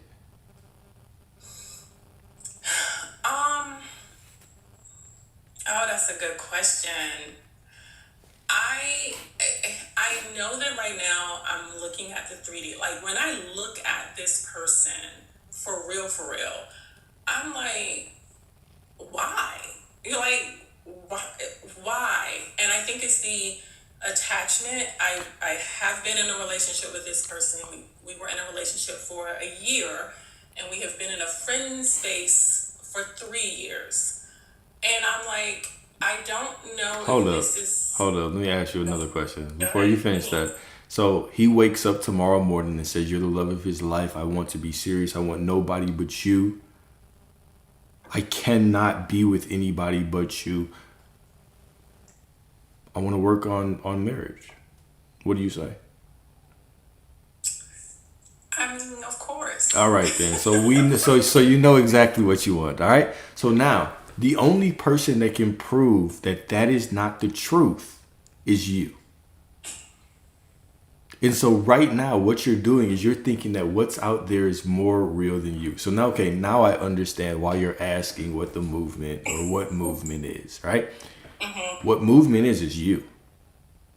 So Okay. you right now sit in the center of reality as reality, and you get to decide everything is working out for me. This is who I am. This is what the situation means. However, what it seems, what it quote unquote feels like you're doing is you're sitting in the center of reality and you're looking out there and you're saying, that is who I am, right? Because I don't see anything out there. I'm wondering, what am I doing? I'm starting to question myself. Don't correct me if I'm wrong. Correct me if I'm wrong. But it seems like you are more so leaning on belief, trying to believe this into existence versus simply trusting and knowing, going to the truth that this is just who you are, that you are the center of his reality. That would be a very good read. I am in the space of, yes, trying to believe it instead of knowing. And quite honestly, I'm not sure if I know what knowing is. I do Understood. intellectually, but it's just I don't know. And I know it's like I'm not supposed to feel it, but is it as simple as declaring it and just going about my life? Yeah. Is it really that simple? It really is that simple. It absolutely is that simple. It's the Job 22:28. Thou shalt decree a thing and it shall be. It's literally when the opposite shows up, I simply make the decree as the legal authority and I remind myself and I remember that I am the one who tells the truth. It doesn't require me to believe it or feel anything in that moment. It simply requires me to recognize it as a truth. That is it. To choose it as a truth and then move forward. It's so simple that the mind will try to fight and say there must be something more. It is literally that simple. But when we're leaning on belief and we're leaning on trying to feel good about the choice, it's just going to lead to this internal struggle because now you're trying to believe it and you see what you see and you're like, is this working? And you're trying to judge if you're feeling right about it and has it really clicked? No. When you just decide that the decree is enough and when you decide it is working, that's when everything is working. I want you to be honest with yourself about this situation. If you look out at him, you're seeing exactly what you've expected. Right now, you've been trying to believe it, but you've been questioning if it's working.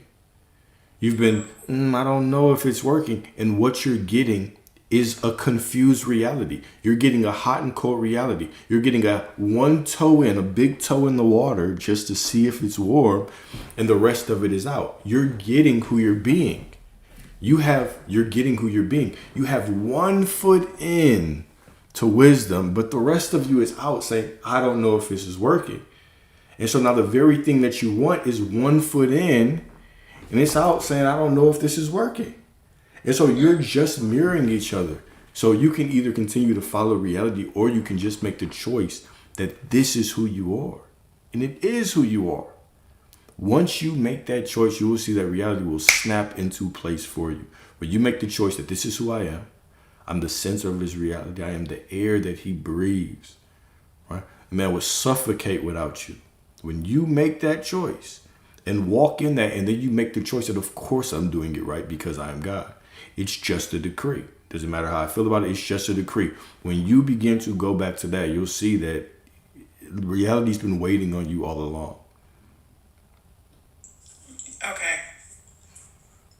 So I'm not all in. I'm not all in. Okay. I can see that. Okay, cool. Yeah. I was going to ask you, do you believe that you are? No. I think think I tell myself that. Yeah, I'm not, because sometimes it's really hard to drop the old story. So But okay, I even can see that. but even that, right? So let's talk about dropping the old story. Let's talk about how this works practically. All right. So now you're walking through life and you see something that you don't like. How do you remind yourself that, okay, that old story is not true and this is the truth? I don't know. Do something different. I don't know. No, I don't know. it's exactly what I said. That's what it is. It's Okay. that reality. This reality is not the truth. I am the truth, and this is what I choose. That. It's literally as simple as that. Okay. I And you think go ahead. okay.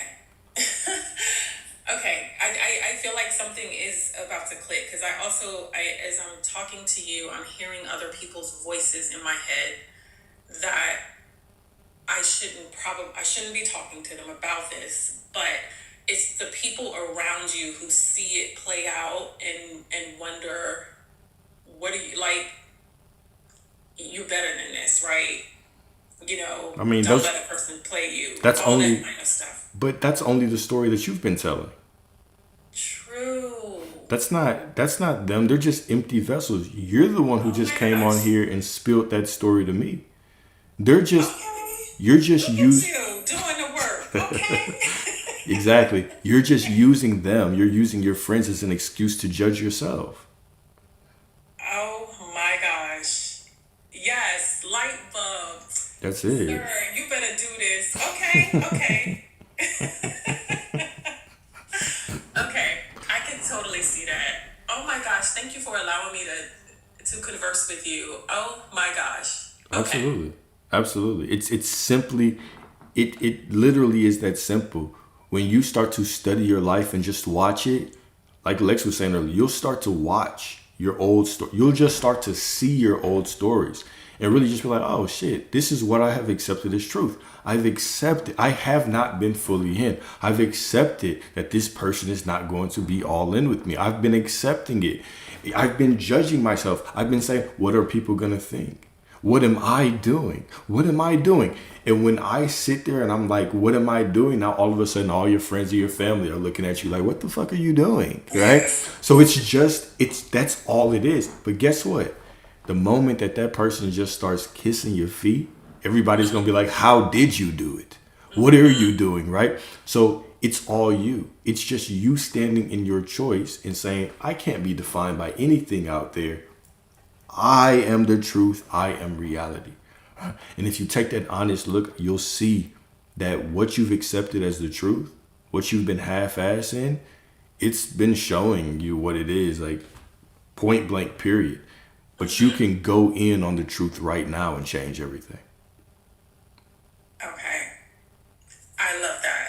I love this idea, because I do spend a lot of time with this person, and I feel like I'm orbiting their life, and I want to change that dynamic where they are kind of orbiting my life.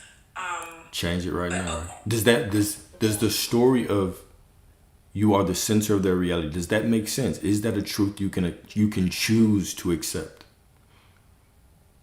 Very much. Perfect. Now, can you simply, instead of judging, or even when you catch yourself judging, whatever you see out there, can you step back, watch it, and see how it is simply resembling a truth that you used to believe in, and then begin to use those things you don't like to just remember the truth of who you are right now, and then give reality permission to just change to match you? Absolutely, I can do that. And yes, and it might be exciting to even experience it from that perspective. Absolutely. Yeah, It will yeah, be absolutely exciting. It will be enlightening. It will allow you to walk into your power. You will see your power in real time. When we can begin to look at life with curiosity, knowing that we've already seen the end. Now, watch. When you start just observing your life and then matching, what have I believed to be true for this to happen? And then you start changing your story in real time. What you're going to see, You're going to realize that you've never been out of control. You're going to see how powerful you are. And then when people just start shifting in front of you, you are going to say, oh shit, what else? What else do I want to choose? What else can I do? This is that divine realization right here. You are right at the cusp. You are right on the fucking edge right now. Jump. Thank you. That what you just said is something I could definitely resonate with. What do I need to believe? What do I need to believe that is true in order for this to happen? Because that's the same kind of logic that I use in my job. So why not would I use it in my life? Mm-hmm. What do I need to believe about myself and about this situation in order for this to be true? Exactly. I can definitely get with that. Cool. And I'll drop one more gem for you and for everybody, right? Is that the thing that we can do, especially with specific people, is that we can start doing things just for them, right? So, for instance, let's say that they don't show up in a certain way. Like, let's say that you believe that they're selfish. Let me just put that out there. We believe that this one person is selfish. And so now we're sitting in the center of reality and we think, oh, no, well, let me accept the truth that this person isn't selfish. They're extremely generous to me. I would say go further. I would say go to the truth that everybody goes out their way to be generous with me. Right? So instead of me making it about this one person, and now I'm blanket statement truth, I'm accepting a larger truth about me.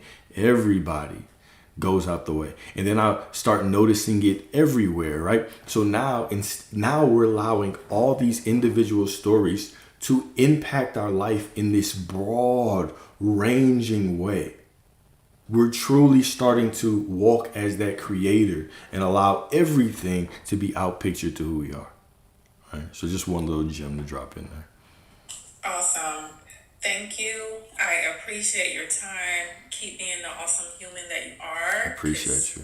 We need you, so I appreciate it. Thanks. Thank you. Yeah, that was very kind. I appreciate you. I'm grateful to be on this journey with you. Thank you. Let me invite two more up. One and two. What's up, y'all? Yeah. Well, thank you for having me up. I am. Oh my goodness, I'm gonna try not to talk too much. That's my big thing. It's like I talk too much, so I'm gonna try to.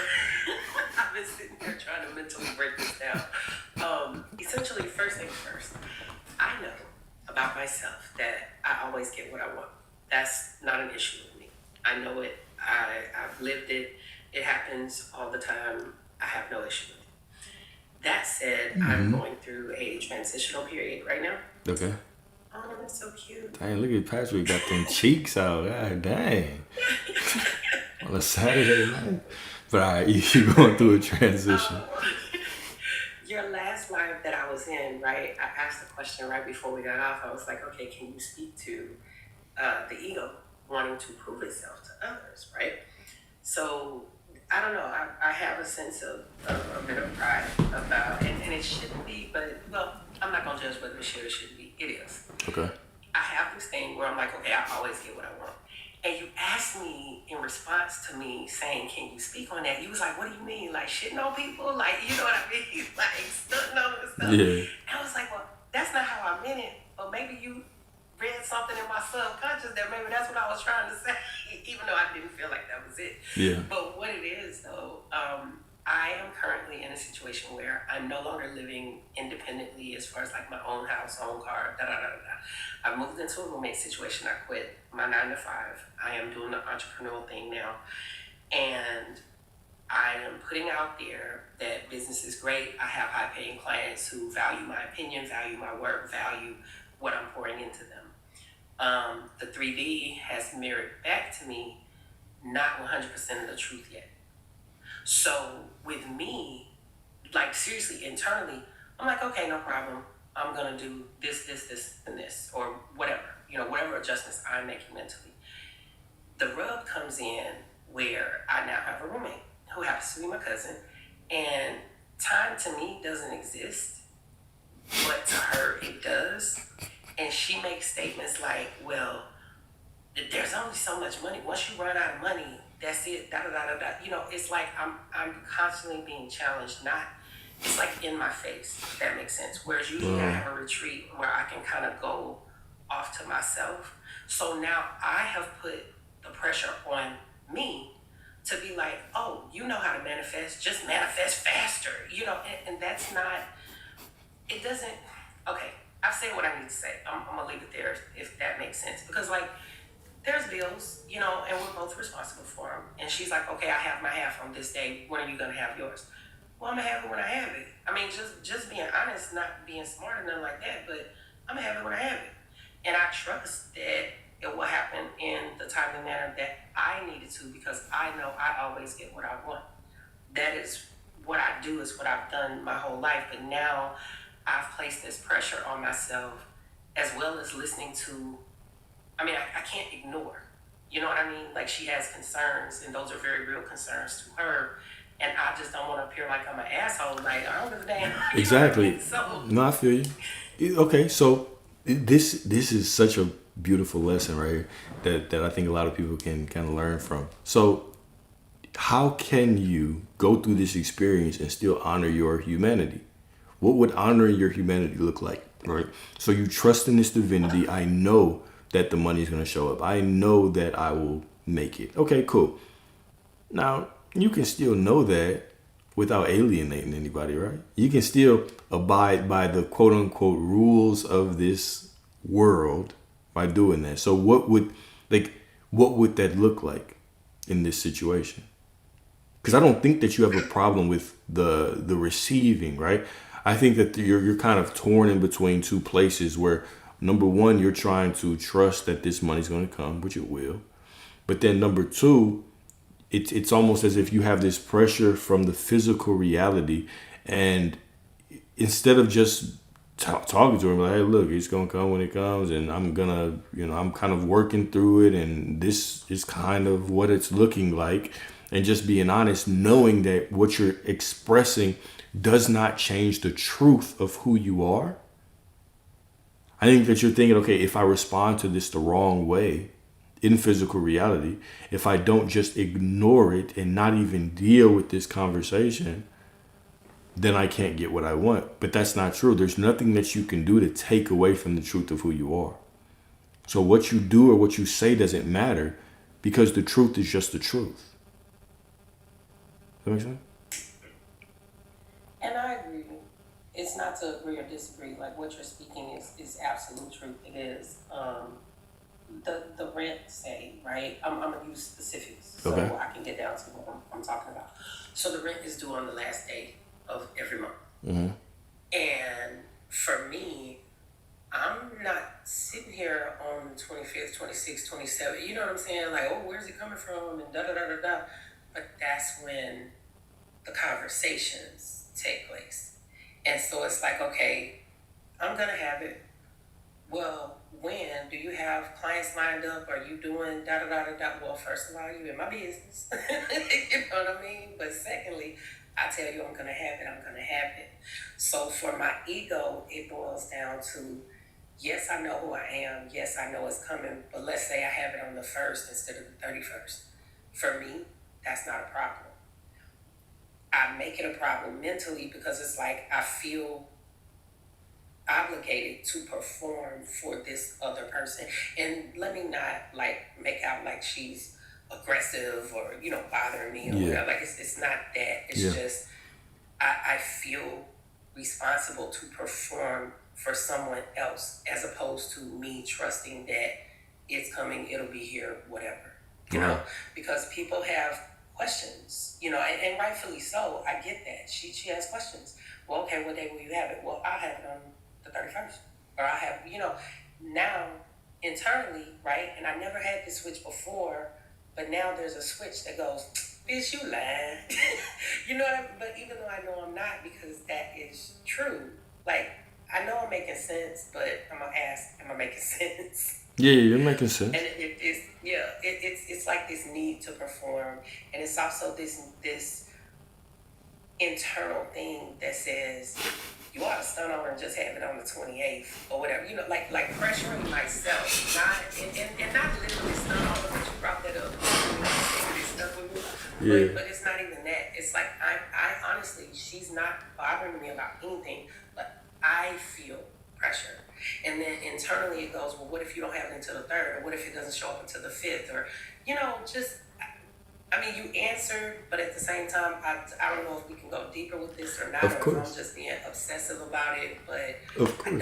don't like an audience. I do not like an audience. I like to create and do what I do. Hey, teacher, welcome all my people. Thank y'all so much for coming in. But yeah, I enjoy doing these things more in isolation, if that makes sense. Yeah, it And I makes feel sense. like this situation may be challenging me to expand and grow more. There we go. But when the other party, right, is literally saying out loud that money is not infinite and when it runs out, it's just gone. And I'm like, ooh, like I don't internalize that statement, but at the same time, I feel it incumbent upon me to explain when really I don't need to explain anything. You Am I don't. making sense? You're making perfect But sense. then I feel internally like I do have to explain. But- and then on top of that, I'm like, I'll have it by this day, and it doesn't come on that day. You know what that looks like. to Yeah, the other but party. hold up. So what this person that you're dealing with is saying is all meaningless. It's not that anything with them is forcing you to feel or think a certain way. It's just that their statement has triggered you to start questioning yourself, to start asking yourself questions. You're not the Yes. only person that's narrating right now is you. You Absolutely. know what I'm saying? And I think that's the part that I skipped. Like I came here Uh-huh. literally to this earth plane, feeling like I am God. I can do anything I want to do. I'm free as a bird. Yada yada yada. All the things. It has taken over 40 years for people to condition me out of that. So once I condition myself back into it, and even before I found your page, which by the way is so wonderful, I thank you for teaching what you teach. Appreciate Every it. time that it's challenged by someone, that is a trigger for me. I see. So, you notice what I said. I was very careful with my words. I feel responsible to prove. You get what I'm saying? So I know that's my ego. It's not my God self. That's Exactly. not my higher self going, oh, well, we need to do da da da da da. That's my ego. Like, you need to do something. And I'm like, no, I don't. I need to keep doing what I've been doing because it works. Exactly. So in this situation, it feels like just you returning to that truth is somehow not enough when it is. Right. Right? But that's what it feels like, though. But that's fine. It really heavily feels that way. But that feeling, right, is simply expansion. You are in a different situation. You're being asked to trust yourself in a different way. That's perfectly fine. And once you get through this situation, you're going to be even much more confident in yourself, much more trusting in yourself. But all of this is just another opportunity for you to remind yourself and remember who you are. This doesn't change anything. The feelings don't change anything.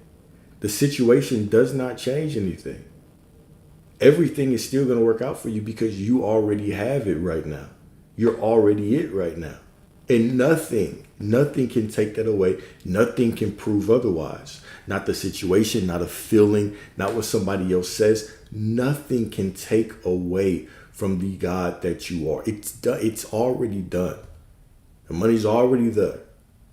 Now, the only thing to confront is, all right, can I constantly honor my humanity and actually remember who I am and be with myself through this? Because you already know this is a trigger for you. And if you already know that this is a trigger for you, then this is the perfect opportunity. Sometimes we get these divine opportunities just to sit with ourselves and be with ourselves and console ourselves and love on ourselves and just walk with ourselves and say, yeah, I understand that you feel this way, and rightfully so. We've been through X, Y, and Z together.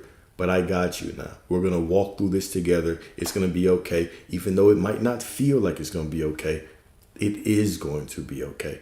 So this just becomes that moment or that opportunity to continue to walk with yourself. Continue to walk with yourself. Continue to hold yourself.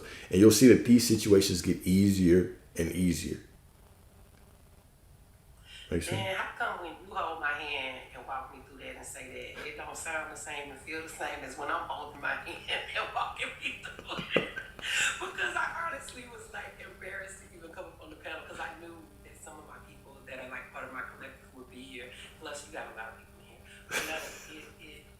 No, the reinforcement of Oh, my phone battery. 1 second. so Hold on, my phone about to die. Let me switch. Let me switch.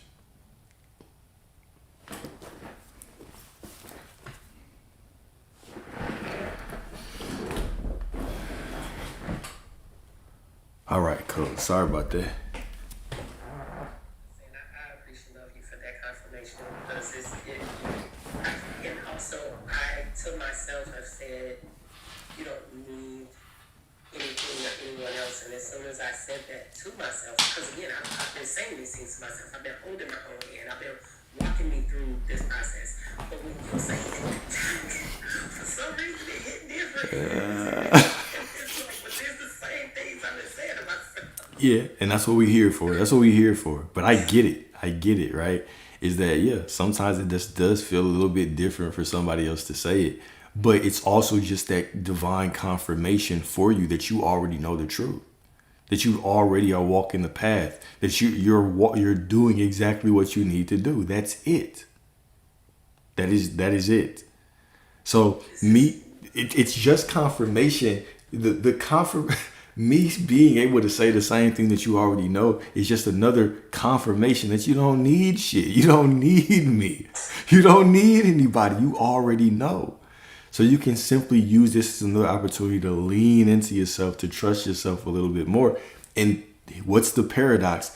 Is that is exactly what this situation is calling you to do. I know, and I chose this situation.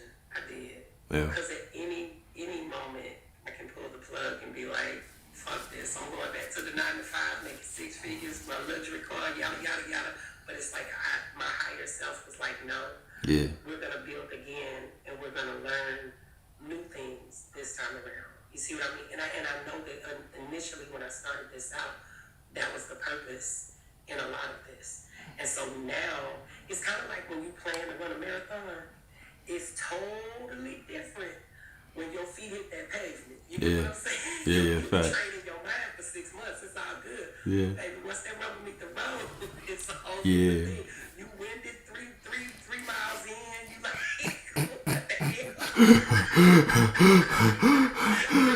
No, facts. And 3 yards in if you ain't physically trained. So Exactly. anyway, I thank you for the reminder. I appreciate love you. I love your page, your content, everything. So just thank you for being here for us all, Hey, especially for me. I And I hope appreciate you. somebody else got something out of this question too. Oh yeah, I trust that they did. I trust that they did. I appreciate you and love you as well, man. We're all in this journey together. We're all in this journey together. Hi, I'm new to the live. Can you guys hear me well? Wonderful. Sound- Loud and clear. Okay, awesome.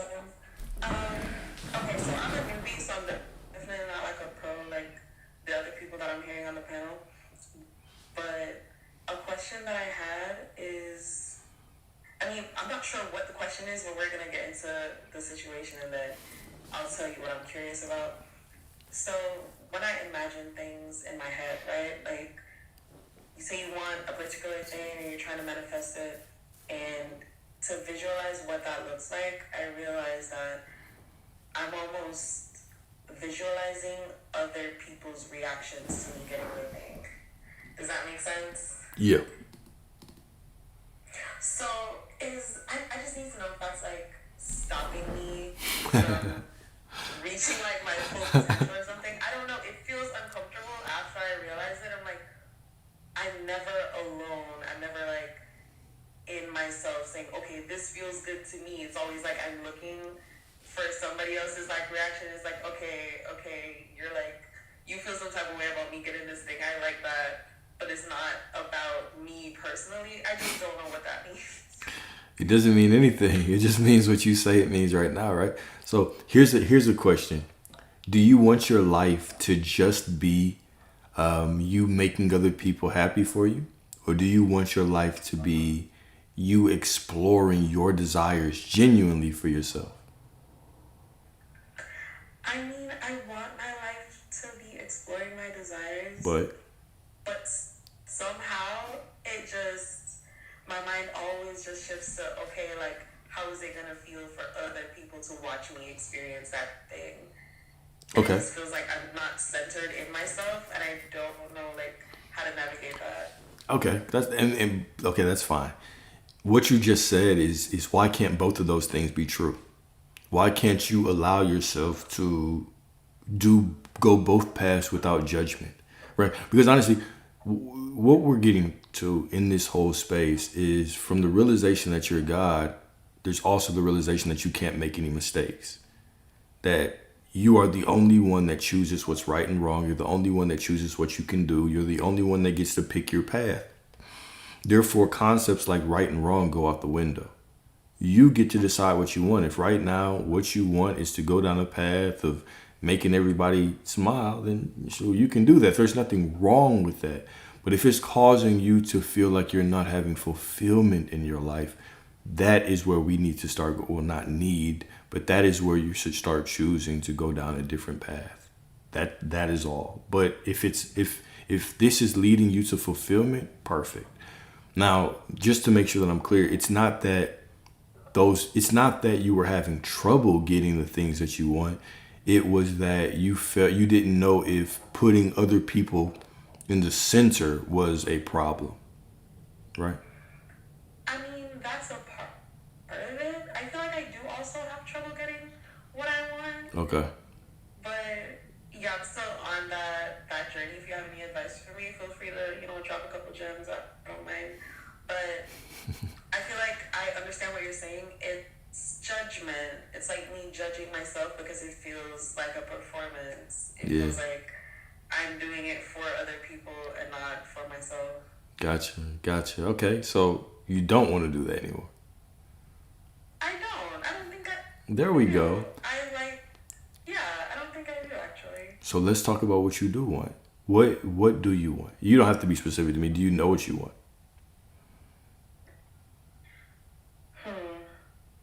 As an idea, yes. That's fine. That's good enough. But maybe specifics, maybe not specifics. Maybe that's a problem. It's not a problem at all. God's not It's moved. not. God is not moved by how vague or how specific your request is. All right, God just I feel is. like when you see a lot of videos and they're like, okay, make sure you plan it out to the They're lying. tiniest detail. I'm like, I don't They're lying. Have you ever seen a perfect plan before? know. Okay, me neither. Things, but something always goes wrong. Exactly. There's no such thing as a perfect plan. It's a fairy tale. It's a myth, right? So the same awareness that the desire shows up in, so we have a desire that rises within our awareness. And then we claim that desire as ours. We say, oh, I like that. But we're not the ones who came up with the desire. For the most part, people that try to get their specific person, they didn't see their person and think, oh, yes, this is the person I'm going to be trying to manifest in 3 years. For some reason, you were led to that desire. All right. It might have been an instant desire. It might have built up over time, but you were led to it. And so now it's ridiculous for me to think that I need to clarify my desire to something within me, to the God within me that gave me the desire. I don't have to do that. I just have to accept that this source that is within me knows me better than I know myself. We'll often try to create an unintelligent being out of God. All right? But that's... Elaborate a little bit more about what do you mean unintelligent being? Right. So me saying that I need to visualize more specifically, I need to say things a certain way, is me disrespecting the universal intelligence, the God within me that creates worlds, and that was the one that gave me the desire. That's an interesting take. Okay, I like that. Yeah, it can be pretty interesting over here, right? So yeah, that's what we do. I like that. And what that also does, it causes us to suffer. So now I'm thinking, well, if I didn't get it and it didn't show up, did I say it vague enough? Was I too specific? Do I need to change it? Was there not enough emotion? Was I not visualizing in color? Did I need to visualize in third person, first person, second person, 18th person? I really do that. That's what it sounds like in my head. Exactly. And now you just lead yourself to suffering. All you're doing is judging yourself by doing that. And the judging is the very thing that keeps you from accepting the truth that it's already yours. It was it was yours the moment the desire showed up. But now that we want to pretend like, oh, I don't know if I'm doing this right. Now you're just staying in that middle. You won't fully accept that it's yours. You're just constantly in this space judging yourself, saying, I'm not doing it right, something's wrong. And then you wonder why nothing shows up because you're constantly declaring that you're doing something wrong. Make sense? I think that really resonates with me. I think that's like I don't really want to use the term like problem, but it's something that shows up for me time and time again where I constantly question everything. So it sort of feels like I can't be cemented in a belief because I'm constantly questioning the belief. I need to know, like, okay, have I learned something new that'll change this? Or, like, I don't know, I feel like I'm always just nitpicking at everything about my reality. Yeah, and that's exhausting. That's so exhausting, right? So what would it look like to just accept that what you desired was the truth? What would that truly look like in your life to accept right now that everything that you desire is perfectly unfolding for you? It's already yours. No matter what there's nothing that you could do to stop it. There's nothing that you could do to have it more. It's just unconditionally 100% yours right now. What would that acceptance be like for you? I feel like it would feel like relaxation. Is that what it is? Just Well, feeling... it's not a feeling. It's just a choice. So sometimes it could feel like relaxation. But here's the thing, right? If you just accept it as the truth, as a fact, maybe you'll be relaxed sometimes about it. Maybe you won't. Either way, it's still a fact. It's still the truth. So the purpose of choosing to say that I am this person and it's a fact is that now I don't have to go back and forth with belief and doubt. Now I don't have to go back and forth with my feeling. My body might say, yes, we're relaxed. And when it does, I can say, cool, I'll enjoy this. But my body might say, no, I don't know. I'm kind of doubting, I'm kind of tripping. Now I can remind myself, okay, I've already accepted this as the truth. So it doesn't matter if I doubt or feel. I've already accepted this as the truth. So whatever the mind says, if it believes it, cool. If it doubts it, that's still fine because it's just the truth. So we accept beyond the limitations of just relaxation. Now, of course, you're going to feel a little bit more relaxed knowing that. But the purpose or the point is that even if you don't, that's fine. It's still the truth. Okay. Makes And I sense? feel like maybe I struggle with like confirmation of the reality. Like, for example, my walls are pink right now. If I wanted my walls to be blue, I'd tell myself, okay, I really believe that my walls are blue, but I'm looking at the wall. Yeah, but that's leaning on belief again, right? Your belief is a product of the ego. Belief is looking for proof. Truth doesn't need proof. If the truth is that the earth is... I thought, I've been hearing you guys talk since, the start of the live, and everyone uses the term the truth, but in my head, it translates as like, oh, like the belief that you have, like whatever your truth is. Yeah, your truth. Okay, so let me explain it like this, all right? Because this is kind of a foundational part of kind of what I talk about is if right now, let's say that it was scientifically proven that the earth was a square, it was a cube. Huh? This now is a fact that the earth is a cube.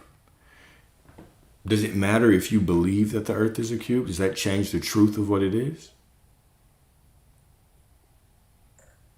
Okay, I get your point, but this circles back into the questioning thing because I do that with science as well. I study science, and I know, I don't even for a fact that we come out with theories all the time, and they're presented and they're taught to you at school that, hey, this is what it is. And then, a couple years later, we have to change all our textbooks. I'm not talking about... Because it's been proven. I'm not talking about a fact. I'm not talking about a fact. I'm not talking about a fact. I'm talking about the truth. I'm not talking about a fact at all. I'm talking about the truth, right? So this is how let's break it down in a different way, right?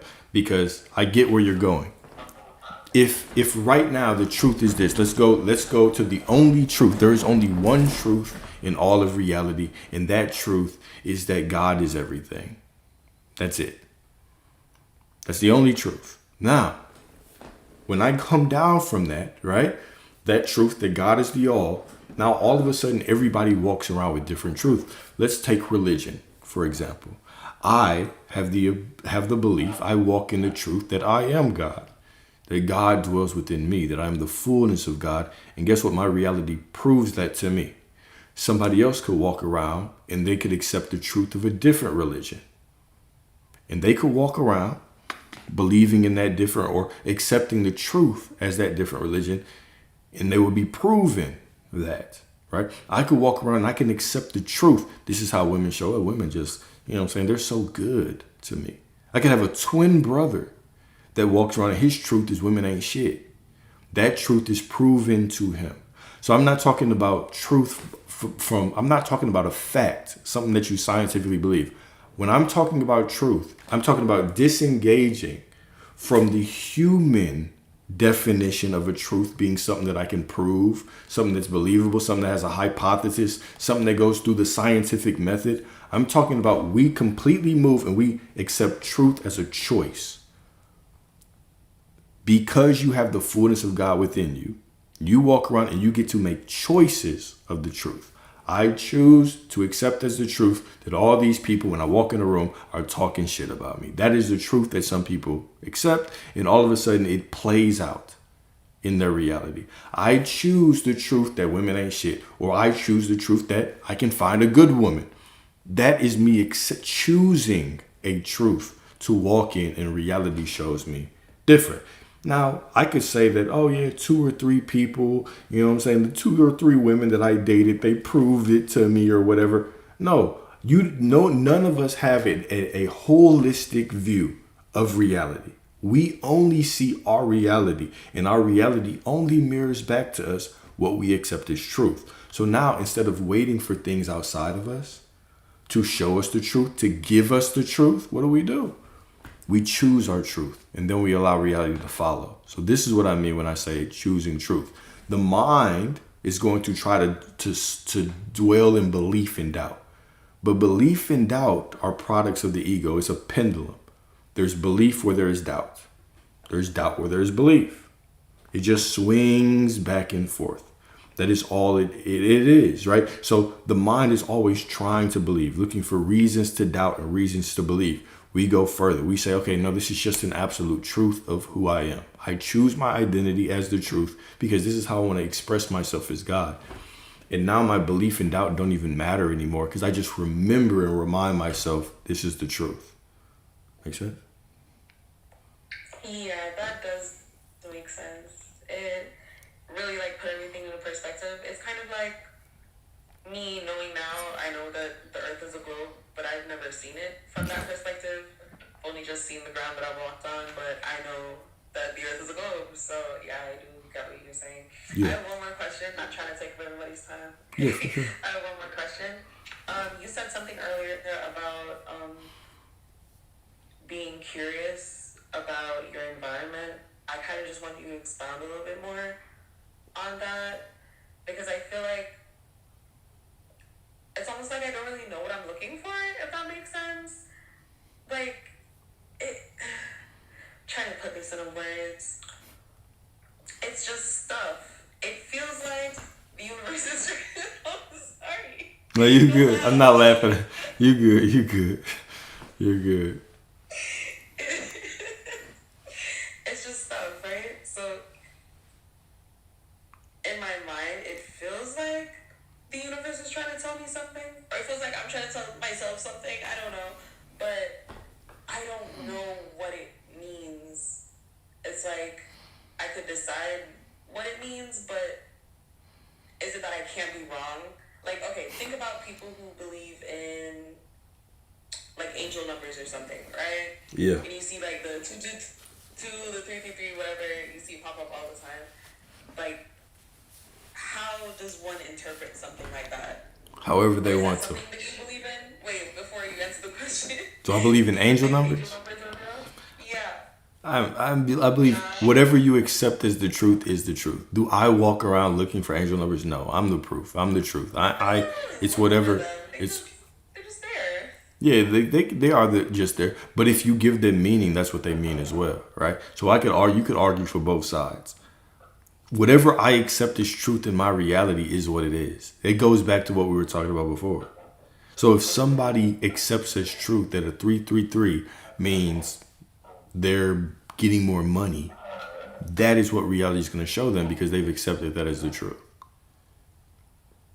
But when I said to be curious, what I was actually talking about is you can learn a lot about yourself by looking out there and actually seeing, okay, well, this is a situation I don't like, right? What story have I been telling to have this? For this to show up. Now, you don't have to do this, right? Because there's two things that we can do. Number one is that we do have one of the truths of this reality is that everything is meaningless. Everything just is. Everything just exists. Everything just flows through awareness. Now, when I see something float by and I don't like it, I can just let it float by and I can decide that that's not who I am. I get to choose who I am. So when I start to get curious, what I can do is I can look out at reality. I can see things showing up. The things I don't like, I can just say, okay, well, this is just giving me more clarity on what I do want. And now I can tell the story of what I do want. I can start to accept the truth. So now I just get curious. I start looking at things. How are things showing up for me? Are there certain patterns? What are they doing? Like, what do I want to assume to be true now moving forward? And then I stand in that truth. Good. Okay, I completely understand. I had like a light bulb moment. It was just brought everything all together. I'm gonna say I'm grateful that you were patient with me and you answered all my questions because everything just like makes sense now. Because I think it's human nature to judge things, to be like, okay, this is right and this is wrong and this feels bad and this feels good. But it's not our job to judge things. It's just to choose whatever we want. It's not that one choice is better than the other. It's just which one do you want. You just choose that one. Exactly. Is it? Exactly. Oh my God, thank you. Absolutely. Absolutely. Just make it meaningless and fun. Make it meaningless and fun. Just choose. Yeah, I completely get that. They've been giving you props all night. They were right. You're really good at what you do. Continue this journey. Yeah, you're great. You're awesome. Thank you. I appreciate you so much. Thank you. Hello. What's up? What's up? Hi. Well, I have a few questions about just your perspective on things that we're called to do in this life when it comes to like, our higher callings, purposes, and assignments, but also understanding what is happening in the metaphysical when we do these things. Okay. So, just to give you specifics, my primary industry is music entertainment, and I have a really big calling to build a music tech platform to help independent artists, which is like an understood truth that most independent artists are struggling. They don't really make as much money as maybe mainstream or signed ones. So I see that as a pain point, and I've sourced a solution to do that. Yeah. Now, in order to build that platform, I would like to go into it with a decent amount of capital. So I took on a venture in real estate to get that capital. And God did bless me with big opportunity to be able to make the money to build the platform. Okay. Now, as I'm doing this stuff in real estate, I get these mirrors. People are like, oh my goodness, why don't you just go get a license? Why don't you just be an agent? Da da da da da. And, I don't really seek to overly explain to people like, hey, I'm just getting this money so that I can go build my music tech platform, But I recognize that venture, yes, I am very good at this. I never have identified myself as a person that has to do one thing. My self concept comes in like I can make money doing anything. So this real estate venture, it has put me in a new circle. I'm around people that are complete polar opposites to, like, let's say the independent artists, because these people came from maybe not having money, but in this real estate stuff, you're dealing with buyers and people who have large amounts of money. Yeah. So when I see the outcome of me succeeding in this real estate venture and having the money to build the platform, I recognize at that moment I will be making a conscious choice. Okay, now I'm going to take this money to go help independent artists, which I would then be shifting my focus to helping a collective, right? When on one end someone would say, well, if you're doing so well in real estate and you're making a decent amount of money there, why not stay there? Why not keep your focus there and, keep operating from this place? You're not even going to put yourself back in an environment of struggling artists, so to speak. But I realize it's a higher calling to help them. So I'd like to get your perspective on how can one, if you've transcended the collective, how can one help the collective without getting dragged back down into it? Mindsets and beliefs are contagious. Are they? Well, that's something I've experienced. Okay. Well, I talk to a lot of people with a lot of limiting beliefs, and I don't develop limiting beliefs. So could it just be that you have experienced something in the past and you're holding on to that pattern and you're not giving yourself credit for being as strong and as divine as you are?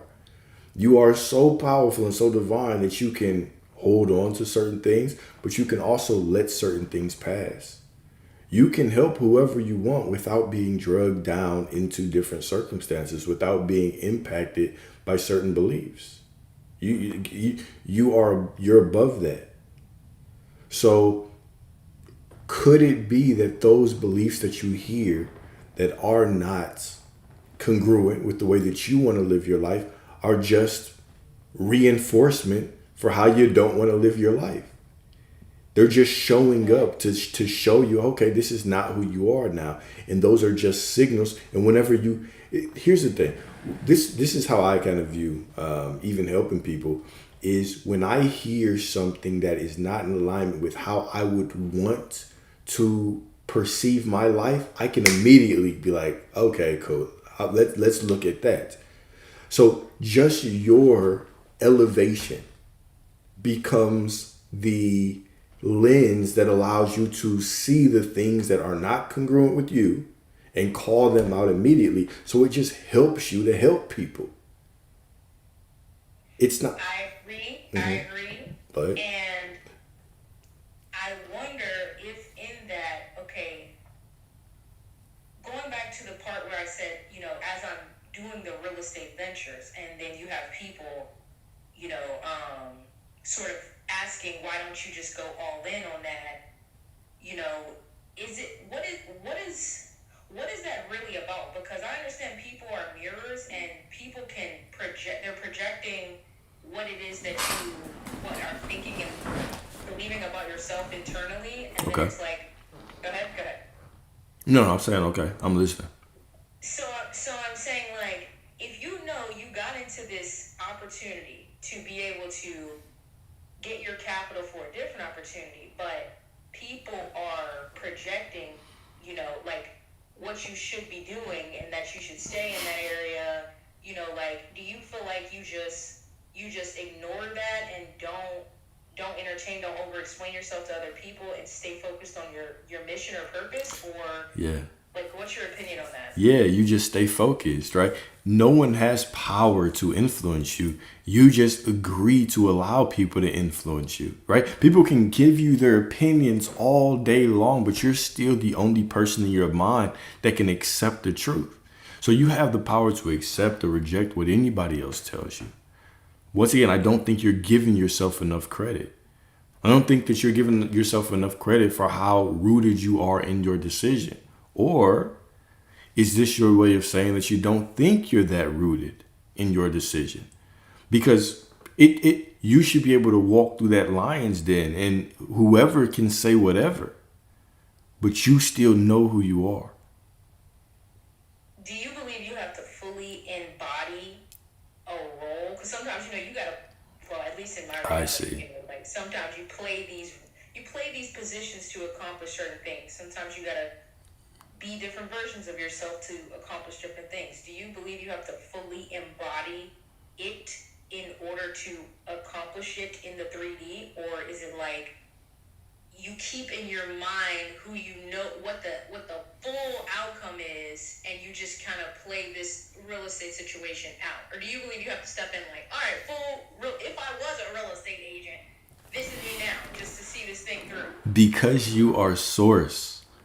You simply need to decide that every step that you take is going to be perfect no matter which way you go. If you go left, it's perfect. If you go right, it's perfect. If it's left and you were supposed to go right, you will magically and divinely be redirected to the right path, because all roads lead to you. You are the way. You are the path. It's not about what I have to do out there, right? It's just about you accepting the truth. Like, don't make it conditional. In order for me to succeed, I have to... No. In order for you to succeed, you simply have to accept that you are going to succeed no matter what. That is the embodiment right there.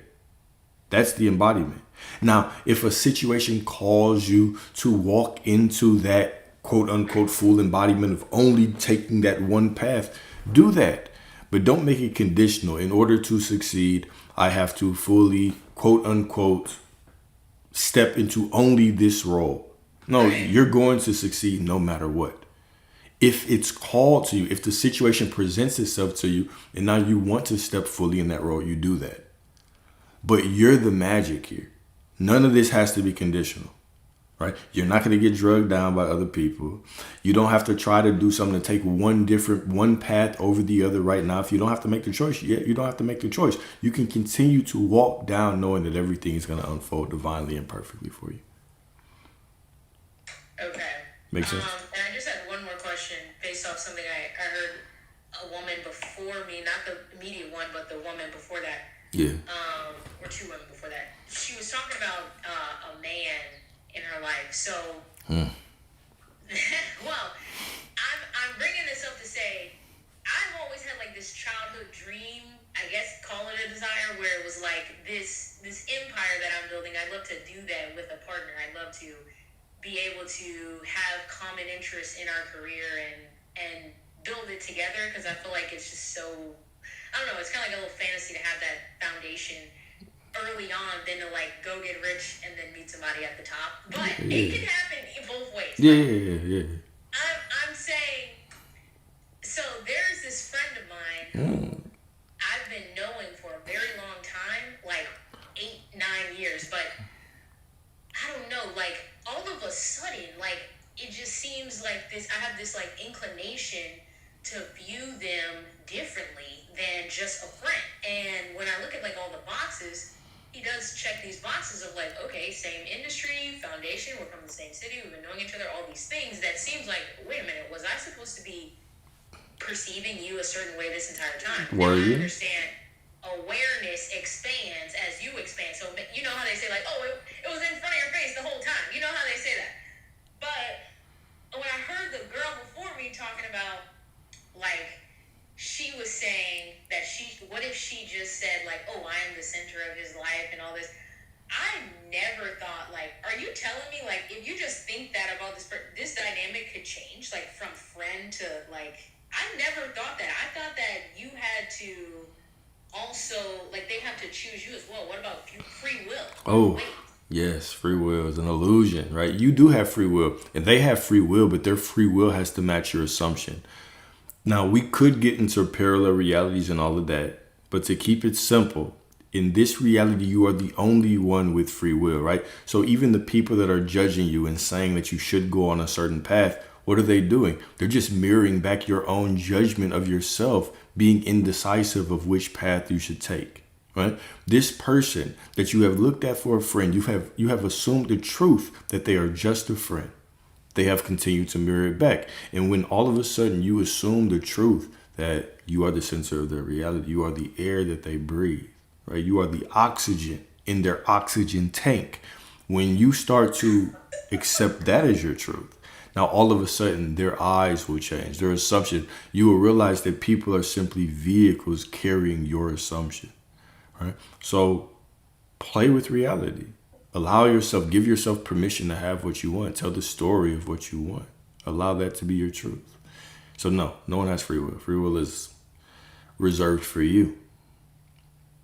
Okay, and then you think with that, like if no one has free will, or that you have the ability to accept something as truth and make reality bend based on that, just going back to that real estate situation, if I in the 3D don't know who, like, let's say the buyer of the house that I've been assigned is going to be, how would you then create a truth around? Do you think you should even be that attached to the outcome? Like, oh, it's this person or it's this person, or you should just say, no matter what, like, I'm selling it, whoever comes along. Whichever one you would prefer.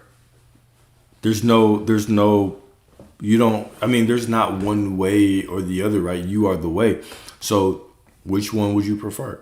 Do you need to have somebody, or do you just want to get it off?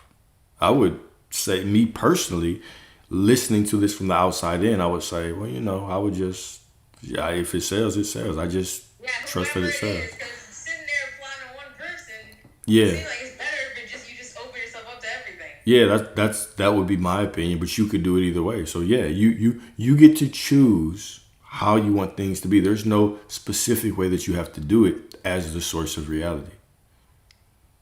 Okay. Mm-hmm. All right, I got everything. I know they got people on the line. It's the Hotline Bling. Thank you very much, and Will do. keep doing what you're doing. Really appreciate it. Absolutely, I appreciate you. All right, y'all. I'm finna take a 5-minute break. I was about to say that. I was like, do you need a break? Yeah, I was assuming. I was thinking that this panel was gonna be y'all talking to each other. It just ended up being everybody talking to me. How you doing, Yessie? I'm doing okay. You got 4 minutes and 50 seconds. You put me on a timer. How you doing? You doing okay today? I'm great. I don't know why I always get so nervous when I go up here, and I go up here all the time.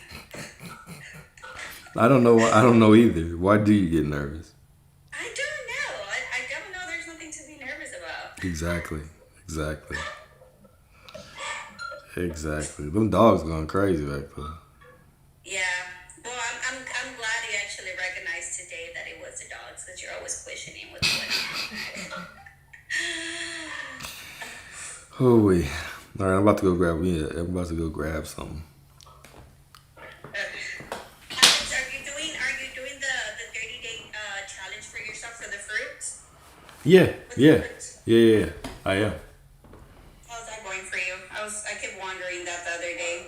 It's going well. I wonder that every day. I was like, I wonder how's it going for Alex. Oh, it's going well. It's going real well. It's going well. I'm about to go downstairs and give me some dates real quick. Okay. I'll be right back. Gotcha. Cool. You want to talk to everybody while I'm going? Thanks in advance. Lord got it. Me and him got it. All right. Appreciate y'all. Well, I actually don't feel that bad that I'm the only one that stays in on a Saturday night.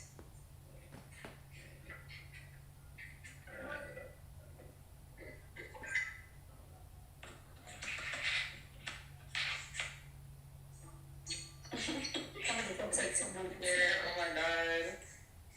Like, how did it Like, why go out and party on a Saturday when you just being alive? Man, I could do that all day, every day if I could. Exactly. Hello. How are you guys doing? I'm doing good. I just got done working out. I'm sorry, say that again? Nah, I just got done working out. I'm doing good. How y'all doing? I'm doing good.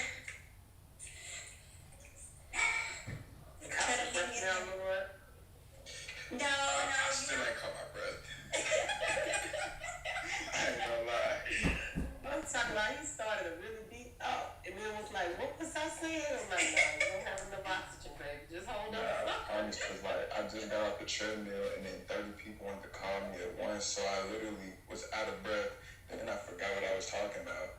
Then it was all over the place, bro. Nah, you expressed it fine. You were just saying that, knowledge of self, knowledge of the fact that you are God, and then everything else is a sub conversation. Because you start getting on SP and all of that, and I feel like when we add another person into it, that dimension of it for some of us, and myself included, can be like cumbersome. You know what I mean? It's like you know who you are, you know what you want, you know what you believe, you know all these things, and it's like, yeah, but he, but she, but you know what I mean? So, but it's really like you said, that's a sub conversation. Like once you master the main thing and keep the main thing, nothing else matters. Absolutely, because it's just like everybody has their reason for getting on, this type of journey.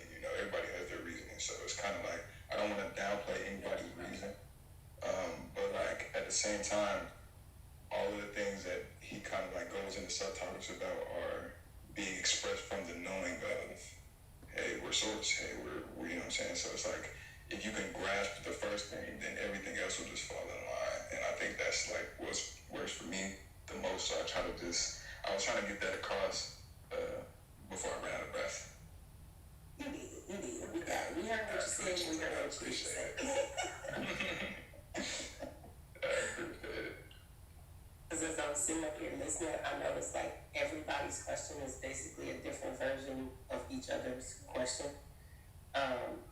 Before me, they were talking about SPs. I was talking about my cousin who's my roommate, and it's like anytime there's something, and I know there's nothing literally like outside of yourself, it's just yourself pushed out, but the thing is when we add other people into it, it adds another dimension and another fold, and it's like, what do I do? And as I'm glad I've been able to just sit here on the panel because I kind of felt like my question was silly, but at the same time, there were people in the comments letting me know that it helped them. They were thanking me for sharing, and then as I listened to the 2 or 3 people that came after me, I was like, you know what? That's just a different version of my question. So I think that goes to what you were saying. Like once you master the fact that you are source, the rest of it is, it's just details. Absolutely, it was like I feel like the SP talk can kind of, like I said, I don't want to judge anybody's reason for getting into it, but I feel like the SP talk can kind of take away from what we are like actually trying to push or what Alex is actually trying to teach us. Like it kind of like can be taken as, hey, I want this SP, so I'm doing this, like Alex says, it's a vending machine.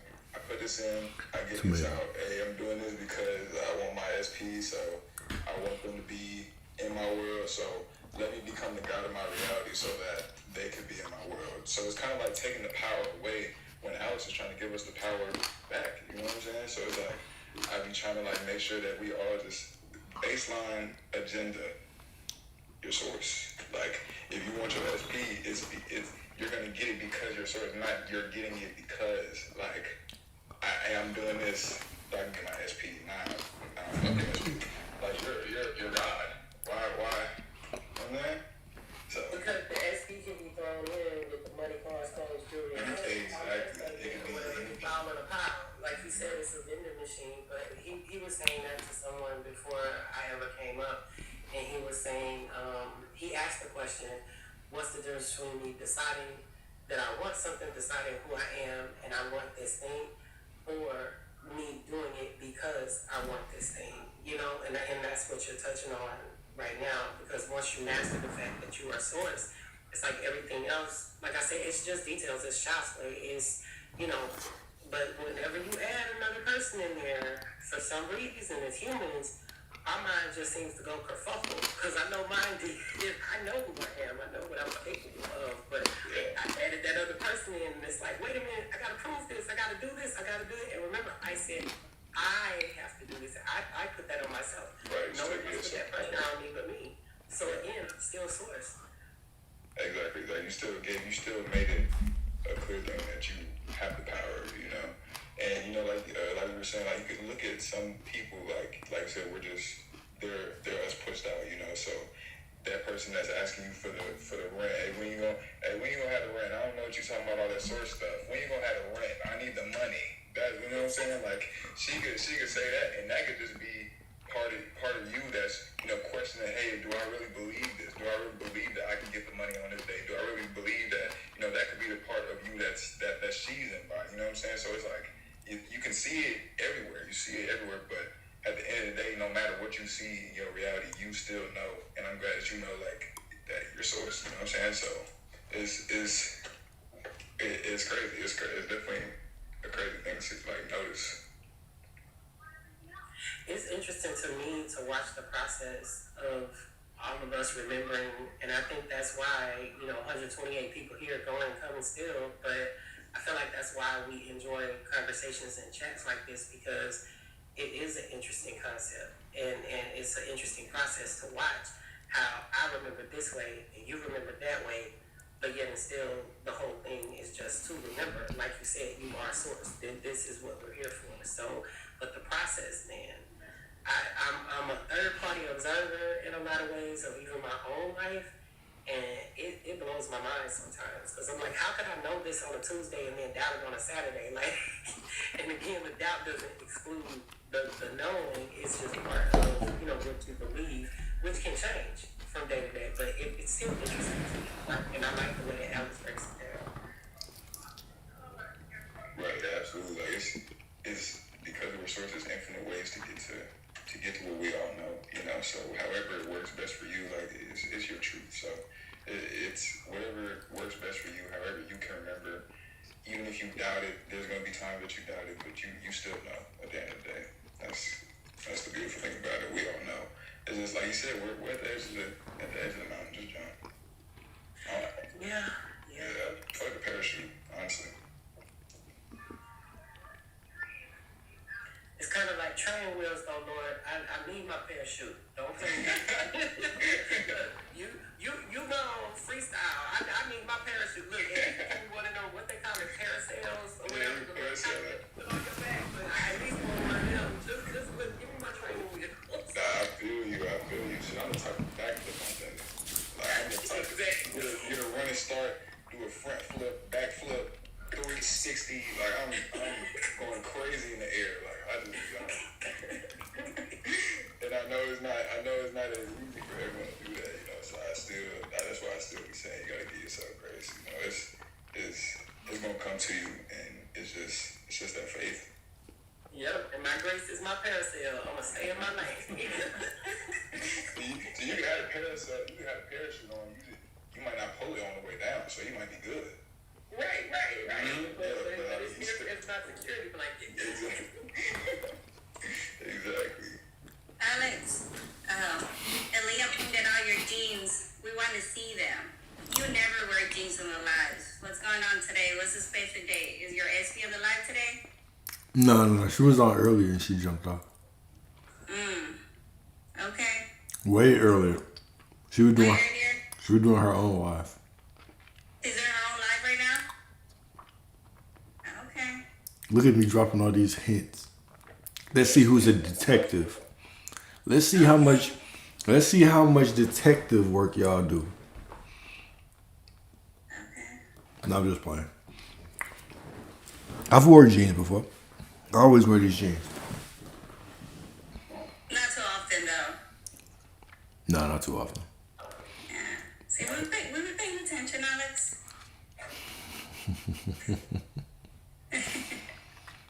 I was gonna let y'all talk. I have questions.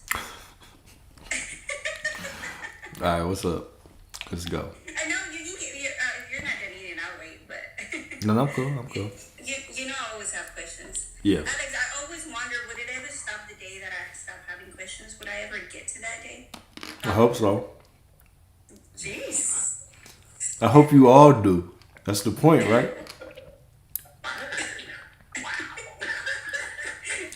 That's the point. What else is the point? I don't know, just whatever you say, Alex. This is your life, whatever, however you want to run it, it's fine. Look at all of y'all taking that shit like that. So the point. So what do y'all think that I'm doing this for? To keep y'all dependent forever? We hope so. Hell no, I'm not trying to keep y'all I'm dependent. following you to the forest. You didn't know that, right, man? You're preparing me for all this. I'm trying I will to. find you. I will hunt you. I will be right there. Couple of trees away, letting you do your thing with the SBs, but just right there in case I ever forget. a lot of people do kind of just fall off of these lies when they get their stuff. When it clicks, they just kind of fall off into the dust. I like it. I think that's cool. I'm like you kicking your birdies out of the nest. Yeah, it's like y'all just fly away, right? Like I don't need to be here. I can just go do my own thing now. Cool. Which is When I feel when you kick me out, I won't want the kite on my back. I gotta be able to find my way back over here. Nope, no kite, and I'm moving the nest. I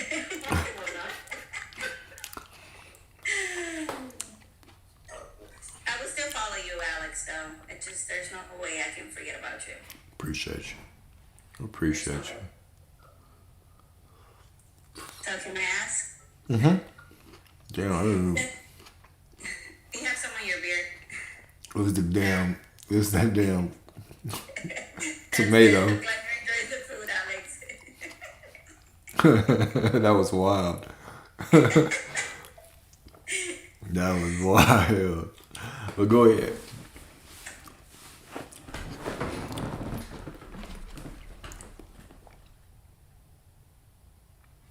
What was the question?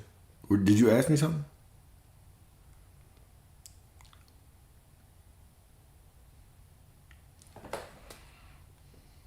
Damn.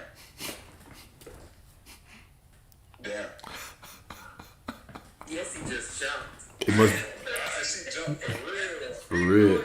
She made us feel like I have a For question. real. He said, all right, bet he ain't gonna, and then he said, all right, bet he ain't gonna ask my questions. I'm gone. Right, it must be a sign.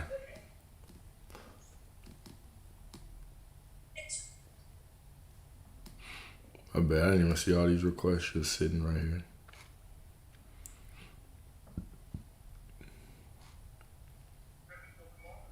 You can drop me if you need to, if you don't think that. Nope, I think that was everybody.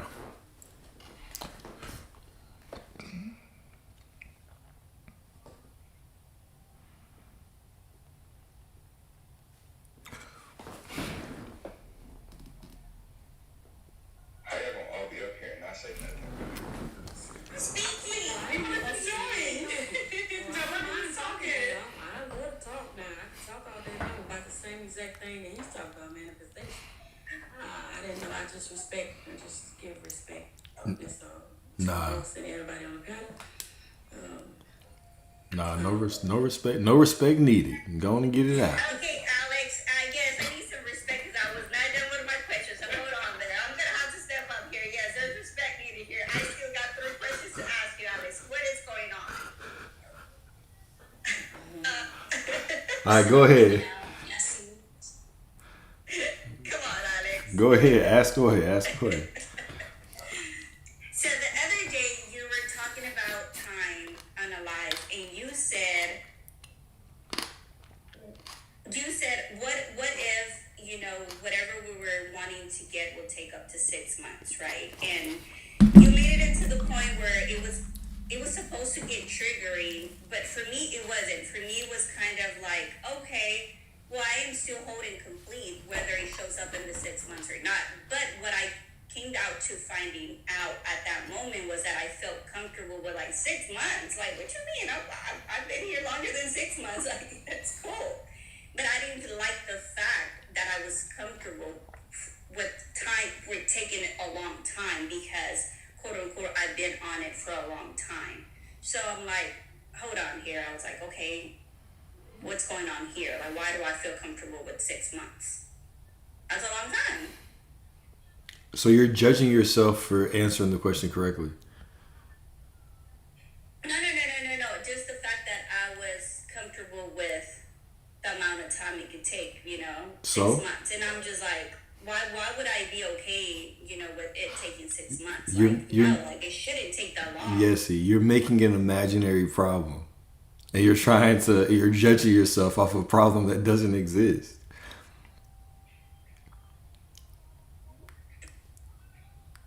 I'm here. You're just judging yourself off. There's no problem.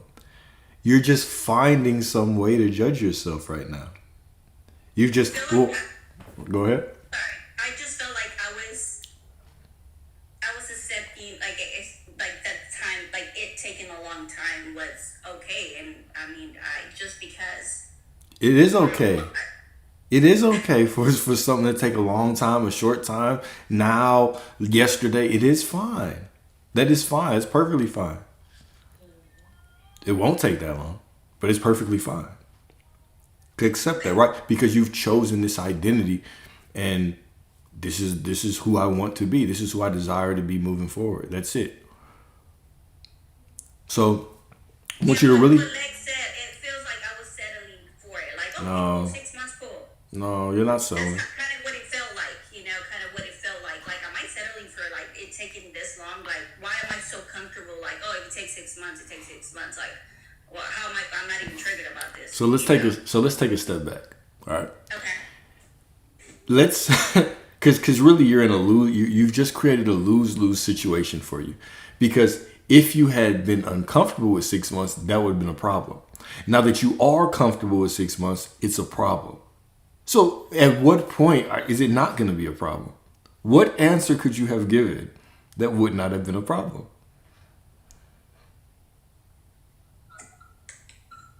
Like, no, like, I don't know, like, just no, like, this should not take 6 months.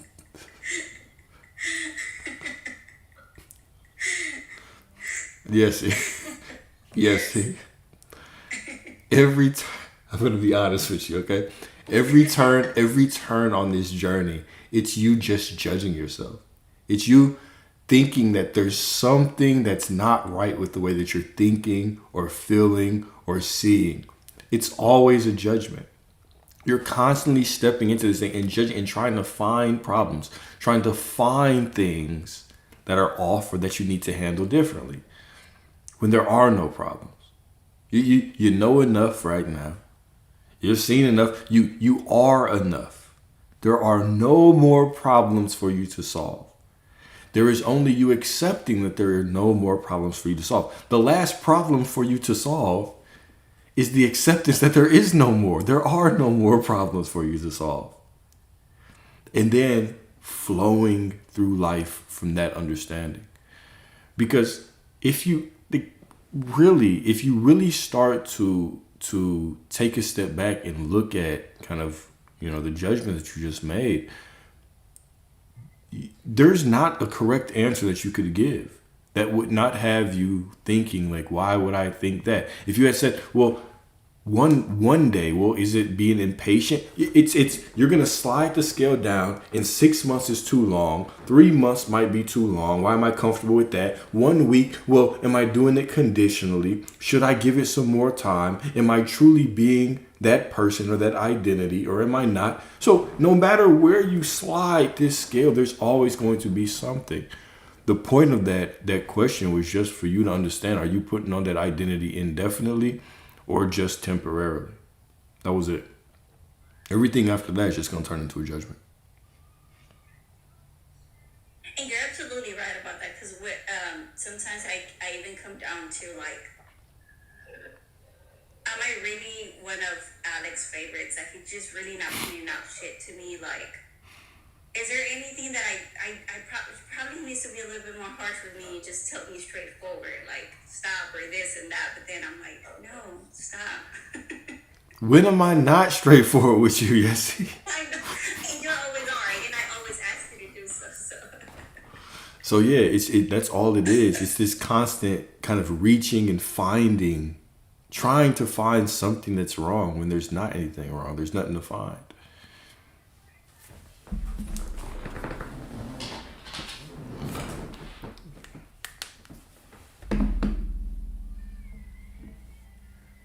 Is that cool?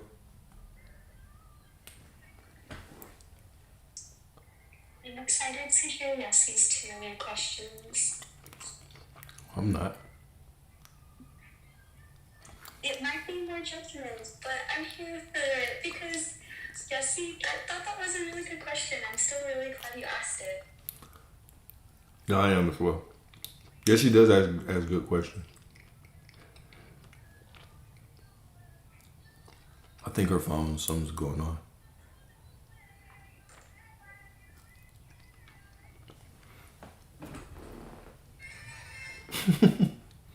She on intermission right now.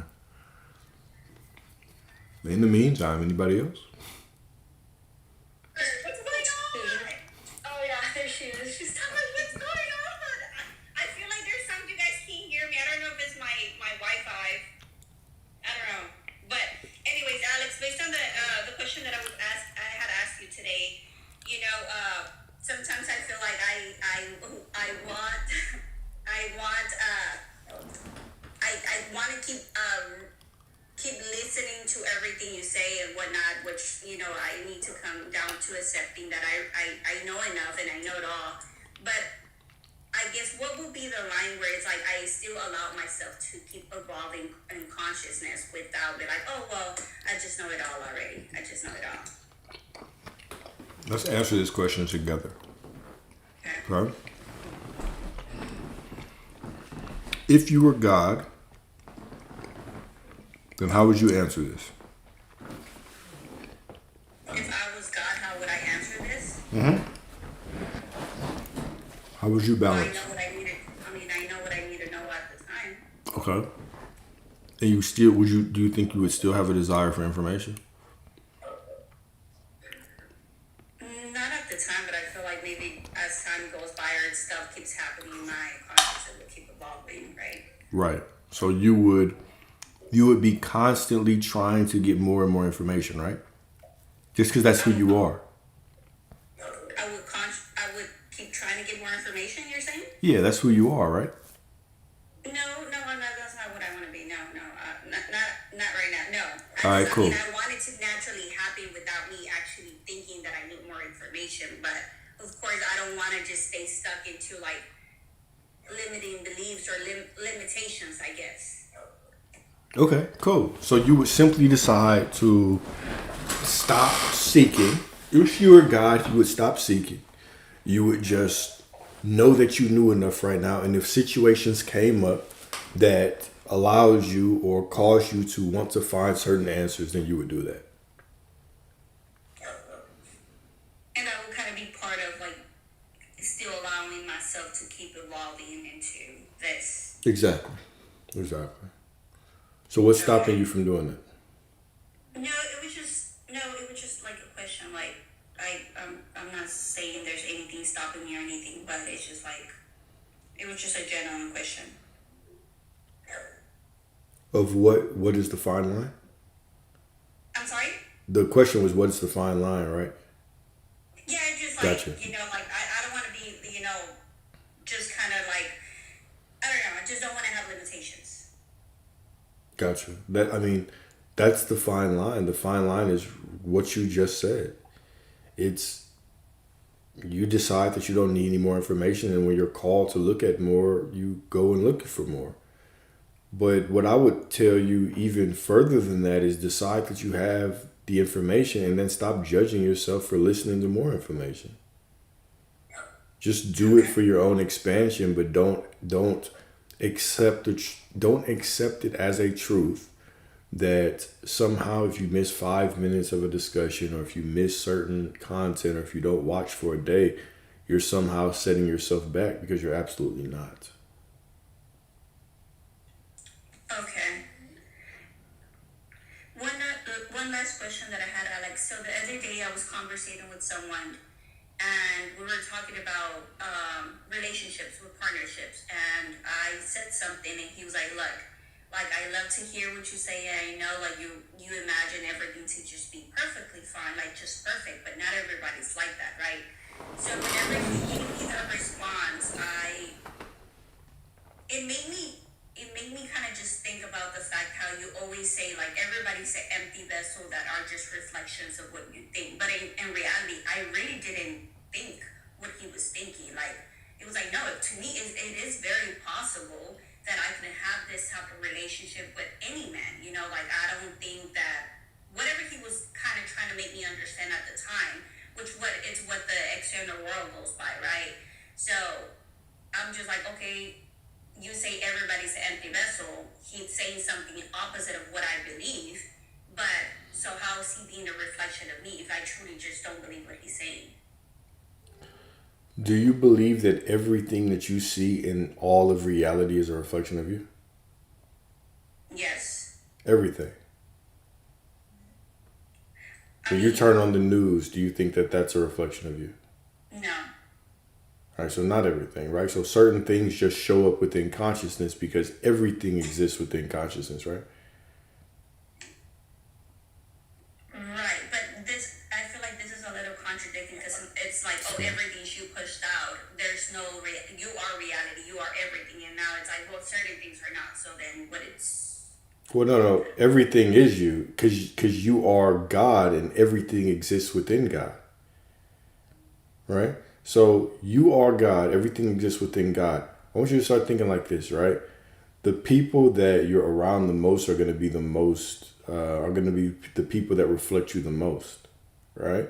But it would be ridiculous for me to walk into a new job and say, oh, everybody here is just, as soon as they walk up to me, their conversations about their kids and all these random things are all just reflections of me. They are me. They're different perspectives of God being outpictured from me, right? But most of life is meaningless. Most of reality is meaningless. But now I have certain people that become kind of these vessels for my assumptions, right? So, for instance, I would not say that the president right now is a reflection of my assumptions. Wouldn't say that.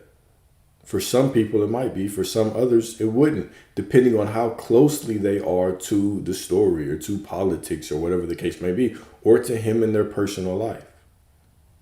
When we try, this is where I'm getting to, right? Is when we try to make everything about us. The situation, he said whatever, and whatever he said was initially meaningless. It meant nothing. But now I've grabbed onto it. I've created a story that this must be reflecting something within me. And now all of a sudden, I'm judging myself as doing something wrong or not. I'm just judging myself or whatever the situation is, or I'm trying to figure it out. And all I'm doing is identifying with that situation. There's a difference between me being in the house with a woman that I've been with for 10 years, who obviously is carrying my assumptions, and me being like, okay, I can observe this and I can see how my observations are being outpictured and I can change them. I can accept a different truth and watch this person change, versus I had a random conversation with some guy at fucking CVS who said that I'm being idealistic and then me saying, what am I doing to reflect that? Right? Those are two completely different situations. So a part of this is understanding the difference in, okay, all things exist within consciousness. The people that are closest to me, the people that show up in my life consistently are typically people that reflect my state of being. And then when I start making other assumptions like men show up this way or women show up this way, now more and more strangers will show up to match that assumption of mine. But for me to think that everything is a direct reflection of me, and just because I see something wrong, right? If I get into a car accident, what did I do? No, you're safe. I am kept you safe, right? Or just because I had one person cut me off in traffic, what did I do? You see where the danger is?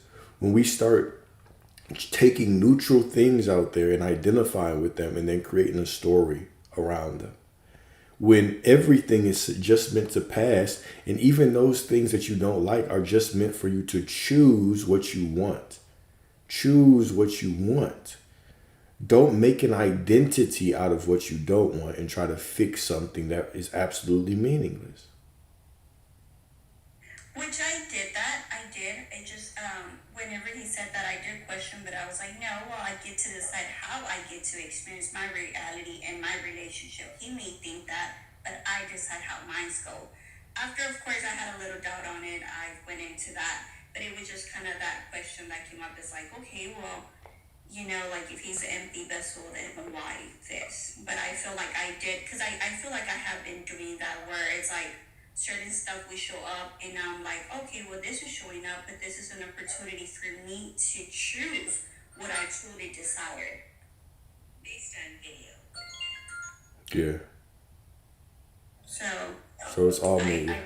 Go ahead. So I feel like I did handle it well, but it's just like I said, it was just, I guess it's kind of understanding that I will see certain things and certain things that I don't like. Certain things that reflect stuff that I don't prefer doesn't mean that it's something that has to do with me, but it does give me an opportunity to say no, like kind of reclaim or stay into the identity that I chose now. Yeah. That's it. Everything is just reinforcing who you are or giving you a choice to choose who you want to be. And a lot of the times, like you said, it's stuff that has nothing to do with you, but stuff could just be stuff that allows you to, I guess, choose. Exactly. Right? Okay. Got it. Okay. I would say that, Alex. Thank you for your patience. I appreciate you so much. I love the fact that I'm one of your favorites. I love you so much, and I appreciate you so much. I love you too, Lacey. I love you too. I just kind of wanted to get the chat. I always tell you I love you, but I wanted to get the chat a little spicy in there because they're like favorite, I love you, and all that. It kind of gets a little out of hand. Yes. I'm not gonna tell everybody that you are my favorite, but Okay, we both know the truth. Thank you, Alex. Love you. You Appreciate can draw me for somebody else to enjoy. Appreciate you, yes. I have a question. Yes, indeed. So with like my desire at this point, I just don't really know like how I would need to like change my mindset or what to do like during the day about it. Yeah. Cause like Who is this what I radio love is- voice? Oh, sorry, go ahead. I say you in this radio voice, but go ahead. Oh, is it like echoey? No, it's just smooth. Like you're supposed to be on late night radio talking. But Thanks. But yeah, like what I want is to wake up like in a brand new reality, like an entire different life. And so it's just been kind of like, I'm sure like I could kind of do this stuff like one at a time with like various different topics and everything. But it's like even if I do that, that desire is still not gonna go away to do this in a way without processes, and it's just like it's like my ultimate desire. Like does it like that's so I've just been trying to like do this for a long time. trying to do it, that's the first problem right there, is trying to do something. Because the whole trying to do it is you assuming that you're not already it. Okay, so let's walk through this from the beginning to the end. What have you been quote unquote doing to try to get whatever? Well, I mean, I did a lot of things, like just a lot of different methods and everything like that. And then I've also done nothing too. I think the thing that I just like struggle with it is like if it happens, it would be like I would literally like wake up in a new room. So that's kind of like it's like I just don't know like how to go on with my day. Like, When you're not. I don't know what I'm supposed to feel with it. Like it's just See, okay. There's nothing that is not possible. Okay? There's absolutely nothing that's not possible. However, all it sounds like to me, this is what I hear. When you're telling me this story, all I'm hearing is for a long time I've been trying to do things and I've been judging myself doing things, and I have not accepted that any of the shit that I've been doing is working. I've just been I've just been throwing a bunch of shit at the wall hoping something sticks. What is the difference in what you're doing versus going and sitting in a pew and praying and screaming prayers to wake up one day in a new reality? well, yeah. There's no difference, but Okay. that's kind of what I'm getting at. Is like I don't know what it would look like to really. I don't know what it would look like to accept this, because that's the thing too. Is like there's days where like I'm like, okay, I'll just like accept the identity. Like I'll just say that I do that kind of stuff all the time, and then I feel really good about it. But then it's like I go to bed and I wake up with like the same life again. So that's what I'm kind of saying is like I'm just not sure like how like I don't know what I'm supposed to like do differently with it, because it's like such a it shouldn't be like once I see it physically now, I can say that it's fully done. But that's the thing, is like there would be so many different things that I'd be doing with it done. So that's Like kind what? of like physically, mentally. So that's, I don't know. It's just like so. I'm just confused. I got you. What kind of things would you be doing if it was done? I would be doing a lot more things with certain people. Maybe friendships, family, whatever. Maybe I don't talk to them. I would be talking to them more. I'd be hanging out with them more. I would have more money. So I would just be doing various activities with the money. Probably be doing more creative things during the day as well. I would be living life a lot more. Gotcha. You would just be engaging with the world more. Yeah. All right, cool. And also my thoughts wouldn't go to the past anymore because that past wouldn't exist. Okay, cool. I get where you're at right now. So we're going to have to go from the beginning with this, all right? So right now, when it comes to reality creation, have you accepted that you are God? Some days. All right, some days. So what is the holdup? What's the struggle with that acceptance? Honestly, I feel like it's like pain. Like I think there's just more days where it's like I was kind of like hating on like the past processes, and then that's like my present moment and everything. But then like when learning from you more, like you kind of talk about, well, what if all that was perfect? So I've kind of been leaving that a bit more. Okay. But that's kind of what reels me back in, is just like guilt, shame, pain, those kind of things. Gotcha. Okay, so the judgment of the past, which is fine. But before we can even let go of that, we got to get to that core truth that you are God. Okay. So when we talk about that, you are God, are you able to accept that at all? Yeah. Okay. Are you able to 100% accept it? I think so. Think so. Yeah. It's like, I feel like I can, and I feel like the days that I don't, it's just like, because I'm like ragging on myself. Like, it's not like I want to say I can, because that's just me trying to like yell at myself like when I don't. Yeah, and I get it. So you're still leaning on belief, right? You're trying to get the mind to understand it. I think so. Gotcha. Have you been involved in the conversations on truth versus belief? Yeah. Okay. Can you accept, so you understand the difference, truth and belief? Yes. Can you accept that it's just true that you are God, whether you believe it or not? Yes. Okay, cool. And so can you accept that everybody is within you? Everything is within you? Yes. All right.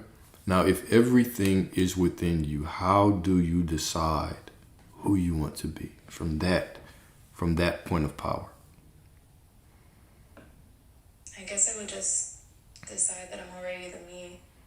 Okay. You would decide it, and it wouldn't require any techniques or anything. You would just decide. Like that's your identity. You would put that identity on just like a garment, right?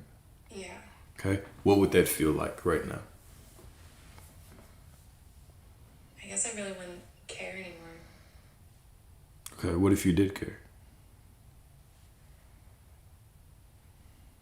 If I did care about not seeing things physically. Well, not even not seeing things physically. So you put on the identity, and now you are reality. So you have accepted that the truth of who you are is someone who is in this new reality, right? Mm-hmm. All right. And so now, how would you feel about that?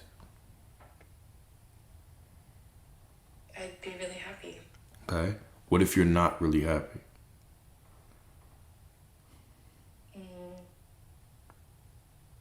I guess that's kind of normal. Well, yeah. Well, what do you mean? First of all, what do you mean by normal? What do you mean? I mean, I might not be happy every day. Right. Okay, gotcha. So, what I'm pushing you towards, what I'm trying to kind of lead you to, is the unconditional acceptance. Is right now, I believe that the acceptance and all the process and all the things that you've been doing have been leaning on condition, right? If it feels right, if this thing is, you know what I'm saying, if I have a good feeling about it, if my thoughts are not going towards the past, then I'm it. The only bridge to cross is unconditional acceptance that you're already who you desire to be. That's it. That's the main bridge to cross. Okay. Right? In that bridge, you cross it with a choice. It's not a feeling. It's not certain thoughts. It's just an absolute choice. Okay. And then with that choice, like, everything starts to shift? Everything already has shift because you shift, right? So it's when this is how we're going to really, when you decide that you are it, and instead of you thinking that the reality outside of you has to shift, you realize that you are reality and you already have shifted. Now the reality outside of you shifts. It unfolds from you, from within you. Okay. That make sense? Yeah. I feel like you feel like you already knew all this. Kinda. It's just. Okay. Yeah, I guess, like, maybe I haven't, like, done it long enough consistently, like, that way of thinking or being or whatever. But, yeah, I guess it's just, like, my concern is just, The time. well, the time, not even the time, it's, like, My bad. What was the last part you said? just that nothing happens. But you happen, right? So everything has happened. Even you saying that nothing's happening, isn't that you just declaring and making an assumption of reality? Yeah. Right? Because you can't see everything. You only see the room that you're in. You only see 0.0001% of reality. So you saying nothing is happening is an affirmation. And so the reason why nothing is happening, because you keep saying nothing is happening. Everything is happening. Because you have happened. Because you are the truth. You are reality. This is why it's so important to get from judging the external to actually just judging us. When I decide that I am source, that I am reality, now everything out there has to follow. And I could never say it hasn't changed. I can never say it hasn't changed because I have changed and I am reality. So when you begin to base the truth, the source, when you truly start to treat yourself as the source of truth, which you are, now everything can follow you. Until you do that, you'll always be trying to do something and then looking out there to see if it confirms you. And then it doesn't matter what you do. You're going to say, it's not working because I don't see it out there and nothing is changing. But now you're just in this loop. Try to do something, nothing's changed. Try to do something, nothing has changed. Because I'm constantly declaring, I'm being a confused person. I will not make up my mind. I won't make a decision. I won't give reality clear instructions. Instead, I'm taking instructions from the follower. And so if reality's trying to follow me and I'm following it and I'm saying nothing's changed, it's going to give me nothing's changed. And now I say nothing's changed again. And it just continuously keeps me in this perpetual loop. Everything's changed because you've changed, because you are reality. Okay. Yeah, I think all that helps. I don't feel too confident with that answer. Well, it's just like, I didn't know how to still claim it was true if, like, the one thing that I wanted to see, like, I didn't see. But, I mean, it just makes more sense to... Well, circumstance does not define truth. Yeah, like, it makes more sense, like, the way that you said it, that that's just, like, one part of, like, a bunch of parts, so it doesn't really matter. Well, if it bothers you, it does matter. Oh. If it bothers you, it does matter, right? It does bother me. But do you, okay, so that's one. So since it bothers you, it does matter. But do you believe that you have a tool to cut through that? If not, we still need to keep going. Yeah, I guess I was. It's like I know I have tool to do it. But, and that's the thing, that's the weird thing about it too, is like when I've used those tools, I literally do it, but I don't get to the place I want to go. Like, it's the craziest thing. It's like the equivalent of you telling yourself, okay, I'm gonna go walk downstairs, and then you walked into the bathroom instead and you can't get out of the bathroom. That's kind of like, so. Well, but of course you haven't gotten there, because your story has consistently been of one who cannot get there. You're sitting here and you're telling me that you all right. You remind me of someone that is always up on this live that does the same thing, right? And it's you can get the tools and say, okay, your reality, judge yourself. And instead of you being like, okay, cool, let me just judge myself as reality, you're like constantly going back to the story of, but reality, but this looks like this, but this is showing me this, but that is showing me that. And that's the very thing that's going to keep you in that loop, is judging who you are on what is out there instead of deciding who you are and understanding that you are reality. So it's you can't, if you follow reality, it will never change. If you're basing who you are on what you see out there, it can't change. It just can't change. It can't change because you're following it. And so, of course, it's going to constantly be this frustration where it's like, well, yeah, I'm doing this, but nothing's changed. Even that is an affirmation. So you standing in that truth right now and saying, I'm doing everything, but nothing's changing, that's still you choosing an identity. You're choosing the identity of someone who, it doesn't matter what you're doing, everything out there is going to stay the same. Instead of you saying, no, I'm going to stop basing who I am on what I see out there and say, I am reality. I am the truth. I am the way. This is what Jesus was talking about. I am the truth. I am the way. Reality cannot lead me. It cannot validate me. It's not meant to validate me. It is only meant to follow my validation of self. And so I'm like saying the same thing over and over again because I see so much suffering in people that go down the path you're going on that cannot let go of the external reality being the truth. And it's like, okay, yeah, but I'm doing this, but that. But I'm doing this, but that.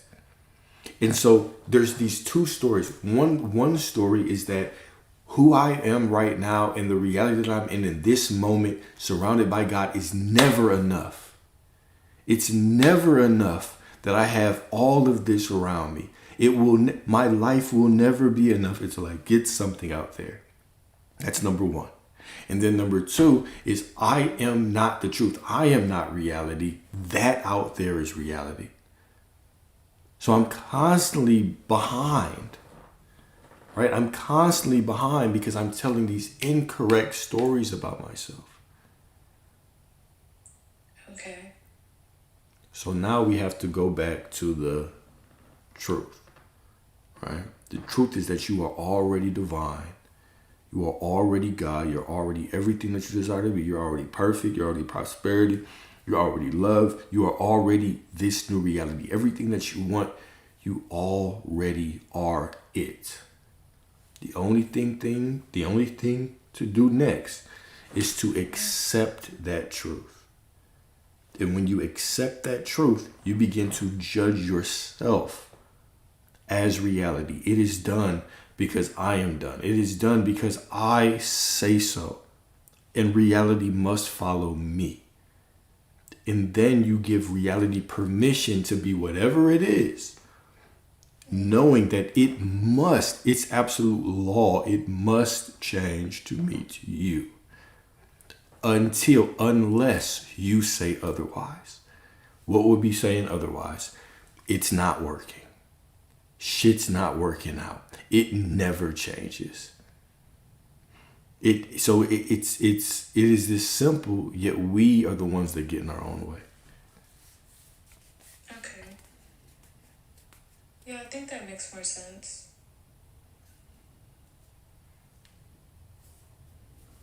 I'll do it. You sure? Yeah. Anything that you need clarity on? No. Because I guess like the identity without reality is essentially that I can do it. So yeah, it's just never gonna happen if I don't say that I can.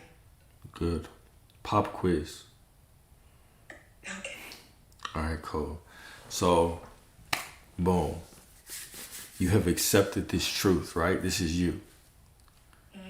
All right, now tomorrow, you wake up and nothing has changed. Who are you?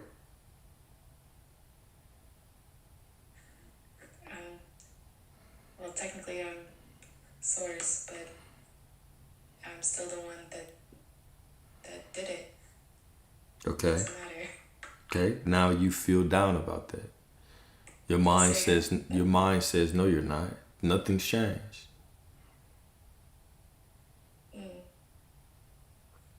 How would I respond? Is that what you're asking? Mm-hmm.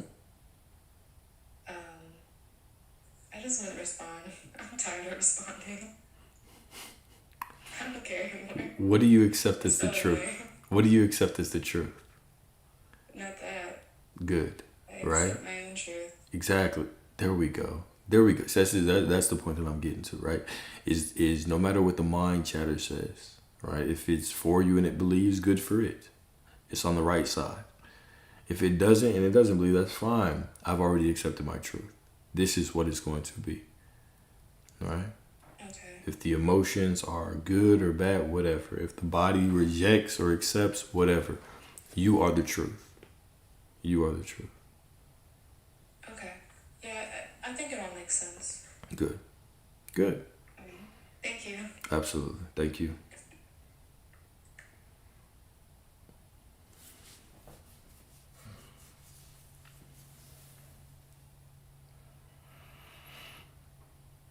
That was a good conversation.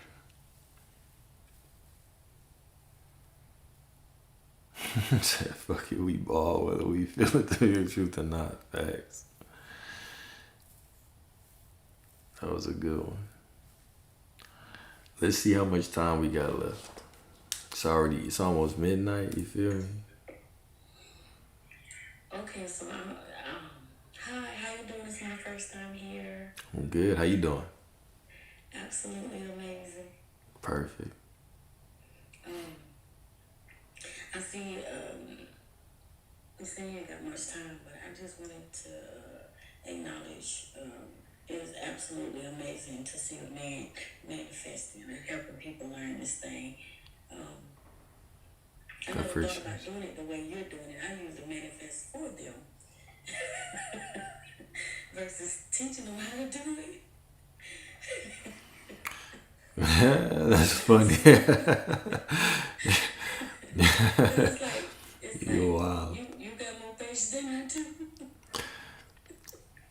Nah. I'm getting there with the patient thing. I appreciate it. Absolutely love it. It's amazing the conversation that we get into when trying to, bring them to knowing who they are. So, but it gets amazing because, it's almost like it becomes a passion and you just love to actually sit back and answer questions. Because guess what you feel like? God. Don't you feel like God? I do. Even when I don't feel like it, I already know it. Yeah, that's right. So it's like, it ain't enough to do but just be. Facts. That's all you have to do. It's just be. And relax. You relax and just be. Everything will flow to you. Even your outside world will change to whatever you're thinking. You just gotta know what you want and make the choice. Absolutely. That's it. Once you know what you want, that's it. That's all it takes. 100%. 100%. It's all a choice. We simply choose. We simply accept that the choice is made. And then we simply exist. We be. Right? We allow everything to be what it is, knowing that I am that I am. So Everything. and then I'm gonna leave you be. So in your reality, um, like if something if you hear about something or if you see something that is not going the way you think it should go. So I'm gonna give you an example of, let's say you might be scrolling on, well, this is where I see it at most of the time, but let's say you're scrolling on Facebook and you see all the quote unquote kidnappers, right? Do you sometimes in your mind think and say, bring it to a positive and say that, that child is these kids are found or something like that? Do you do stuff like that? Do you Damn. change it the way you want it to be? Damn, you gonna call me out like that? I don't really scroll across that too much. It's not really in my reality. But what I will say is I treat reality as neutral. I don't give anything inherent meaning. I don't give things a lot of meaning in terms of good or bad. Right? Because from my perspective, judging and attaching myself to all of those things simply just leads to me suffering. This is how I'll think about it, right? So in consciousness, right, one of the studies that's done, the observer effect, it leads to this question: if a tree falls in the middle of nowhere, no one's around to see it, does it make a sound? Well, the answer from a conscious perspective is no, the tree doesn't exist because there's no consciousness there to observe it. So does me observing suffering help or hurt? Well, does it even exist without my awareness of my reality? Right? Now we can say, oh, well, there's a collective Alex and all those things. Well, in my reality, does it exist in my reality without my consciousness? So just by me perceiving others suffering, is it helping or hurting them? Well, then I could say, well, you could just change that and choose that. You could choose differently. Sure, I could, right? Or I can choose to help directly the people that I can impact directly. And so I prefer to walk that path. And of course, it does sound a little bit insecure or insensitive sometimes, but I'm completely fine with that. That's a good answer. Yeah, and I totally get it. Yeah, I don't know. My mind is a bit bigger, so it's like whatever I come across, and if I like even a homeless person, I build them the way I want them, where, cause you gotta understand when we're all one conscious, so we're all one conscious, and some people just they don't have the capacity to see far as where they are, so you gotta. Well, for me, I kind of see it for them. So I'll see a better life for them, if that makes sense. Yeah, makes sense. Yeah. Makes sense. So, but yeah, I absolutely love doing it. I think I'm going to take your approach to sit back and answer questions. People coming in there, can you do this? Can you do this? I'm like, no, I'm tired of doing it that way. But I absolutely love your panel. Your live. You're doing an absolute great job, okay? I appreciate you. I truly appreciate you. Thank you guys for the gifts and the love as well. And I'll try to catch you live again, okay? Will do. Appreciate you. Much love, everybody. Who is next? Who is next?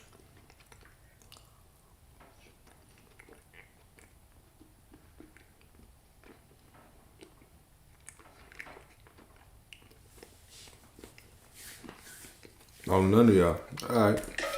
Listen, I'm up here because you said you wanted us to yap, but I do.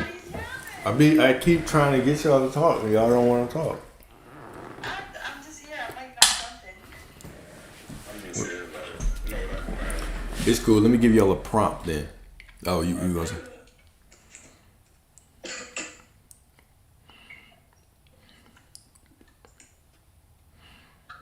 I got you. I got a whole thing of prompts. Hell yes. I'm Lord Dwayne today. Here we go.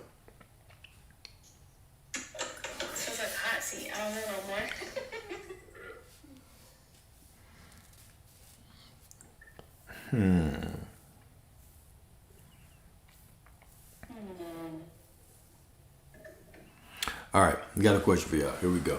It's gonna be a good one too. This one might damn near be like speed dating. Some of y'all might fall in love with the answers. All right, so here's the question. What would change in your relationships if no one was responsible for completing you? What would change in your relationships if no one was responsible for completing you? Okay, I have a little something. Go ahead. And this is fresh, okay? So bear with me. This is fresh because I just had this little whole shit here, okay? Oh God.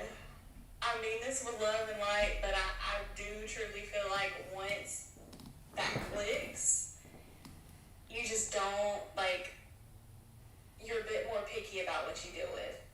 And you realize, like, damn, I love this person, but what exactly was I sticking around for? The love that I already have, the love that I am, this is just for the people who are having, their SPs are no limit soldiers around here. That's just something that shifted for me, and that's where I dropped the need, and I think I, asked in the Telegram today, y'all ever feel like y'all don't care no more?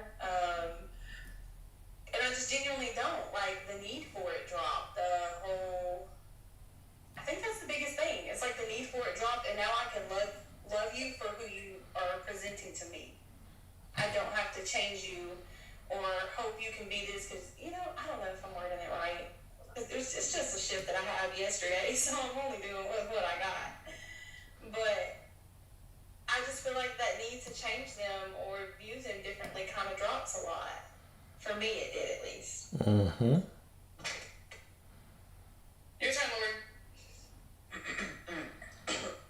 So that I feel like Lex made a great point right there, and I feel like this is why it's been a little hard for me to date now, or really just taking one just crazy serious. I feel like I'm not looking for what I was looking for anymore. I feel like it makes it easier and harder because, like she said, you can just kind of have them for who they are. You're not looking for a specific thing out of them. You're not looking for a specific thing that you want to see in yourself out of them. You're not looking for them to do anything for you. That would mean hey, I don't need you to buy me anything. I don't need you to show me any affection. I'm just I just feel like that makes it a little bit harder for me. Even though I love my SP, I don't get confused. But I do think that it would just be a little bit I feel like it would kind of take the fun out of it. Kind of like the fun out of dating. If you just kind of had everything you needed already.